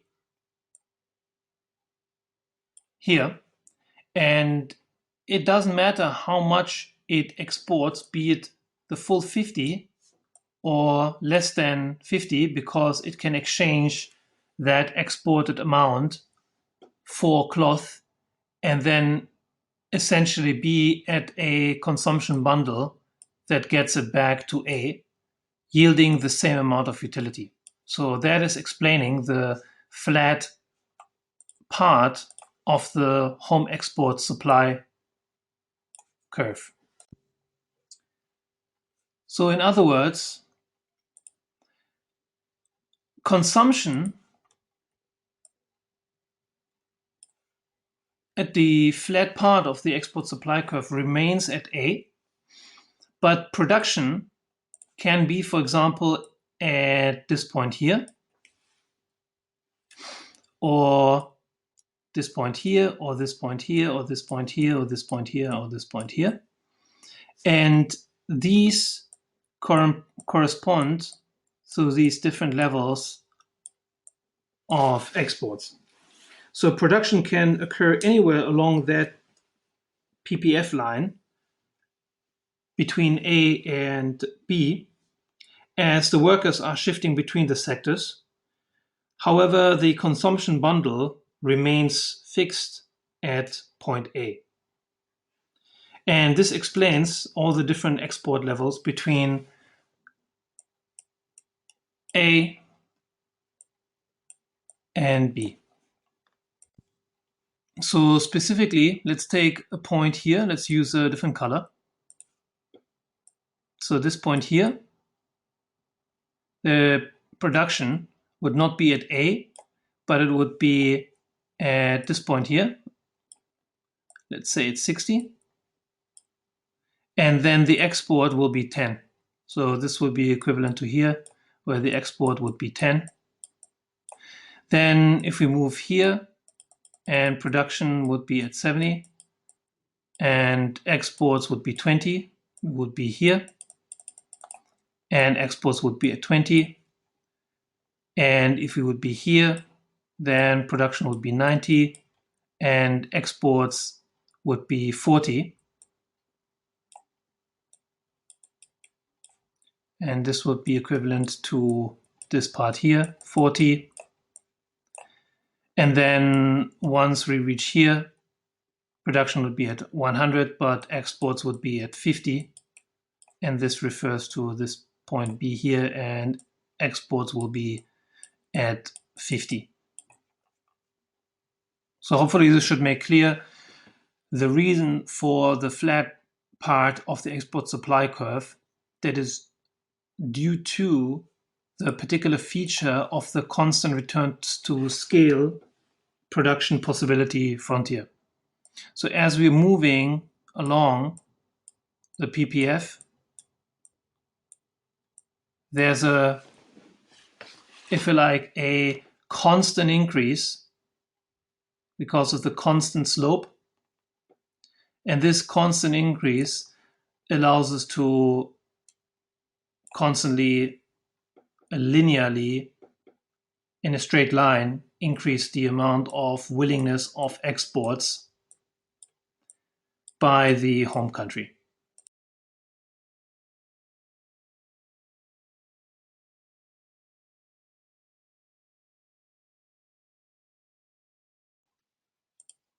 So now we move on to the foreign country, and now importantly we look at the demand curve for imports, because that is the flip side of the good that we're talking about for exports. So home exports wheat and the country abroad imports wheat. Now we want to determine what is the demand for that good.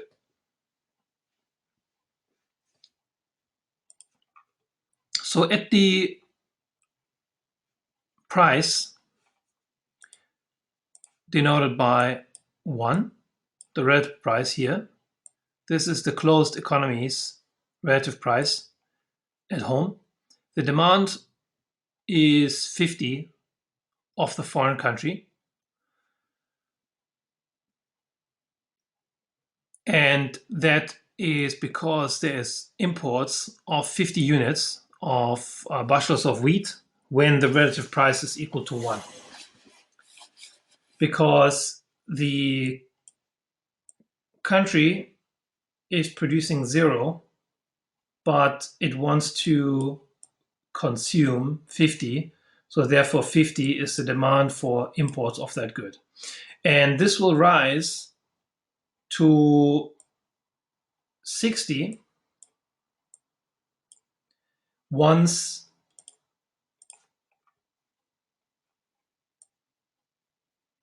the relative price tilts upwards to have a slope of 2.3.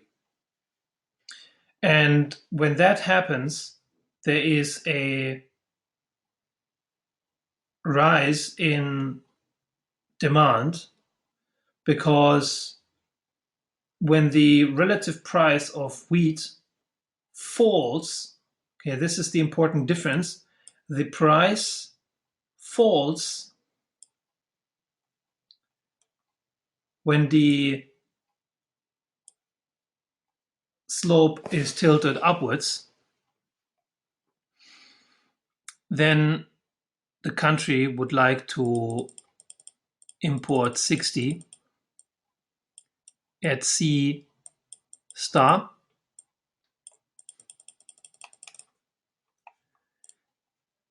and then the foreign import curve will look something like that, and that is for imports.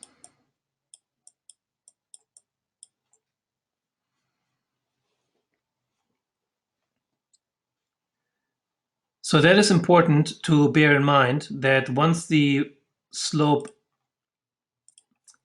is changing from 1 to 2 divided by 3, this is a fall in the relative price of wheat.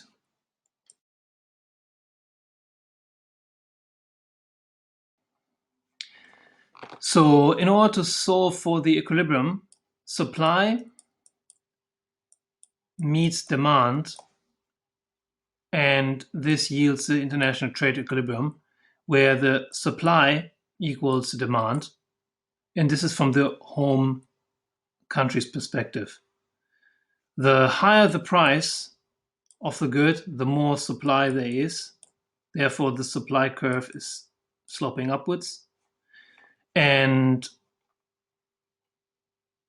similarly, the lower the price, the more demand there is for the good, for wheat, from the foreign country.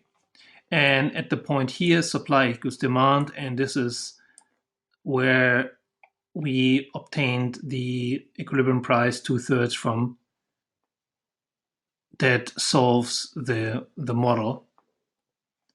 So at this point, the quantity supplied is equal to the quantity demanded.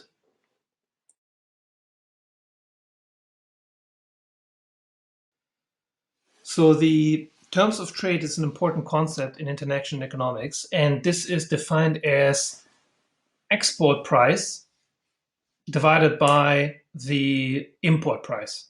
So the price of a country's exports divided by the price of imports is the terms of trade. So these are the terms or the conditions at which trade takes place. This is, if you like, the price of exchange in terms of goods with the rest of the world.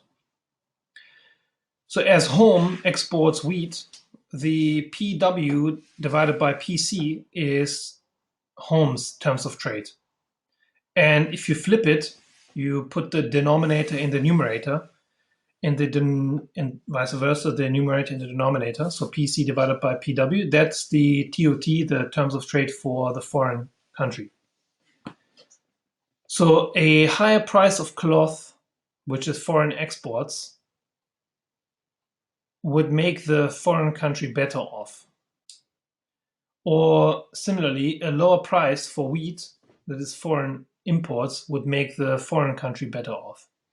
In other words, if you have a higher price for cloth, which is something that the foreign country is exporting, this would make the foreign country better off. Vice versa, if you reduce the price of cloth, this is foreign country's export, it will make the foreign country less well off.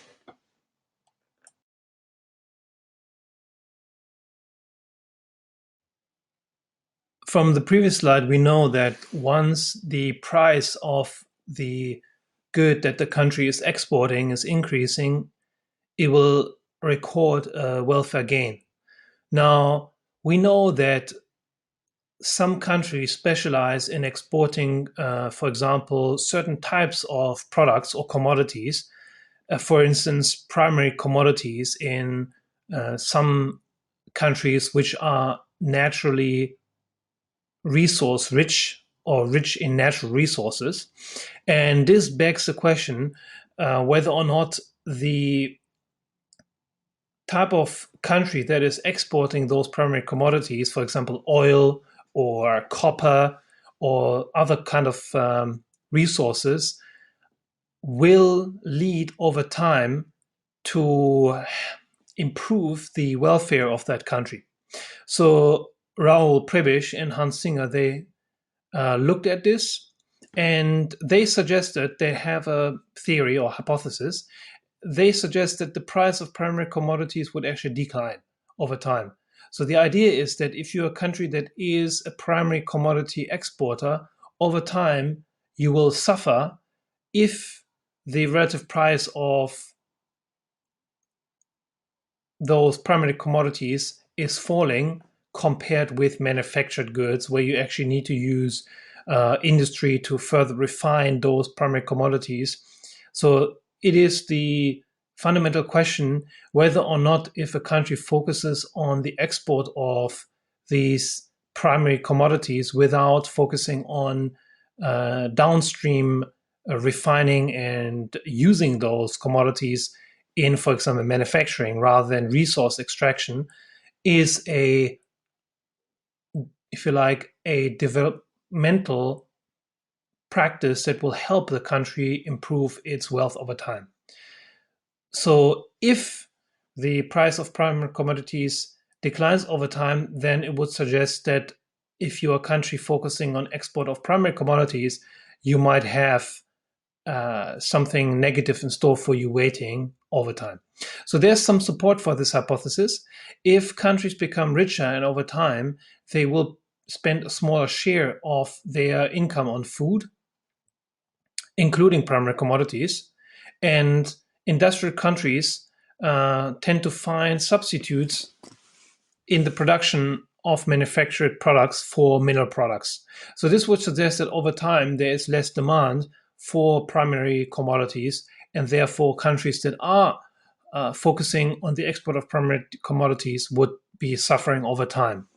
Now, on the other hand, there's evidence against this suggestion, namely technological progress in manufactured goods can lead to a fall in the price of these goods as they become easier to produce. And at least for oil, the cartel restricting the price has caused an increase rather than a decrease in the terms of trade. So, for example, if you have some sort of protectionist organization like OPEC that organizes the price for oil, you can have a increase in the price of these primary commodities. So it is not necessarily the case that primary commodities price relative to the price of manufactured goods will fall. So if we look at the data, and this is what will happen in the next slide, we can see that this is the case. That For some primary commodities, prices rise, and for others, they stay constant, and for the other ones, they actually rise.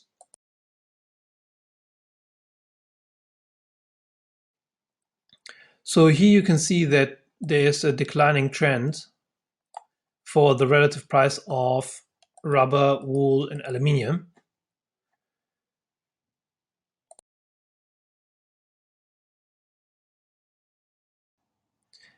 Yet at the same time, you also have an increasing trend for the relative price of tobacco, timber, lamb.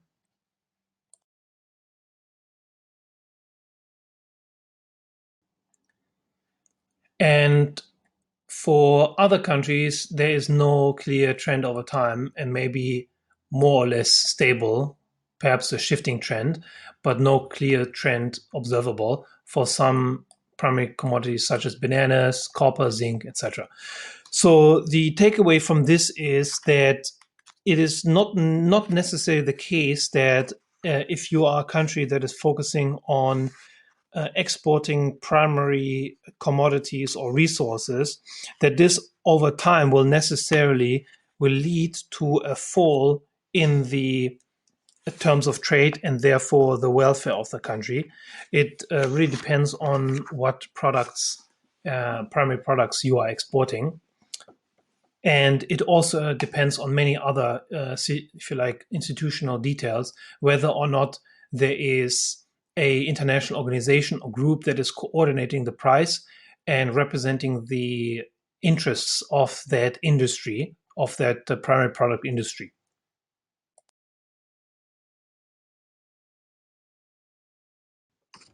This concludes our discussion of the first and main model of international trade, Ricardian model of international trade. Now, bear in mind that the model is quite simplified because we have assumed constant returns to scale, which implies constant marginal products of labor. And we have also assumed only a single factor of production, labor. And if you extend the model, you would allow for other industries, including industries that use capital and land, not just workers or labor. And in addition to this, once you open up these possibilities, it will make the gains from trade more complex.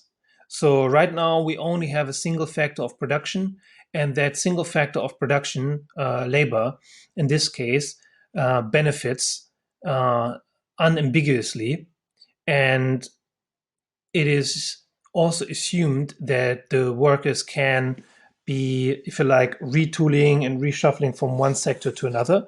Obviously, if we have more than one, if you like, factor of production, for example, capital and labor, there will be some factors of production that are due to suffer losses from opening up to trade because they are facing competition from abroad, from the importing industries. So, in the industry which is facing then competition from abroad, those factors of production may lose. And the question then is to what extent the overall gains from trade can then be redistributed among the factors of production to still maintain the overall gains from trade.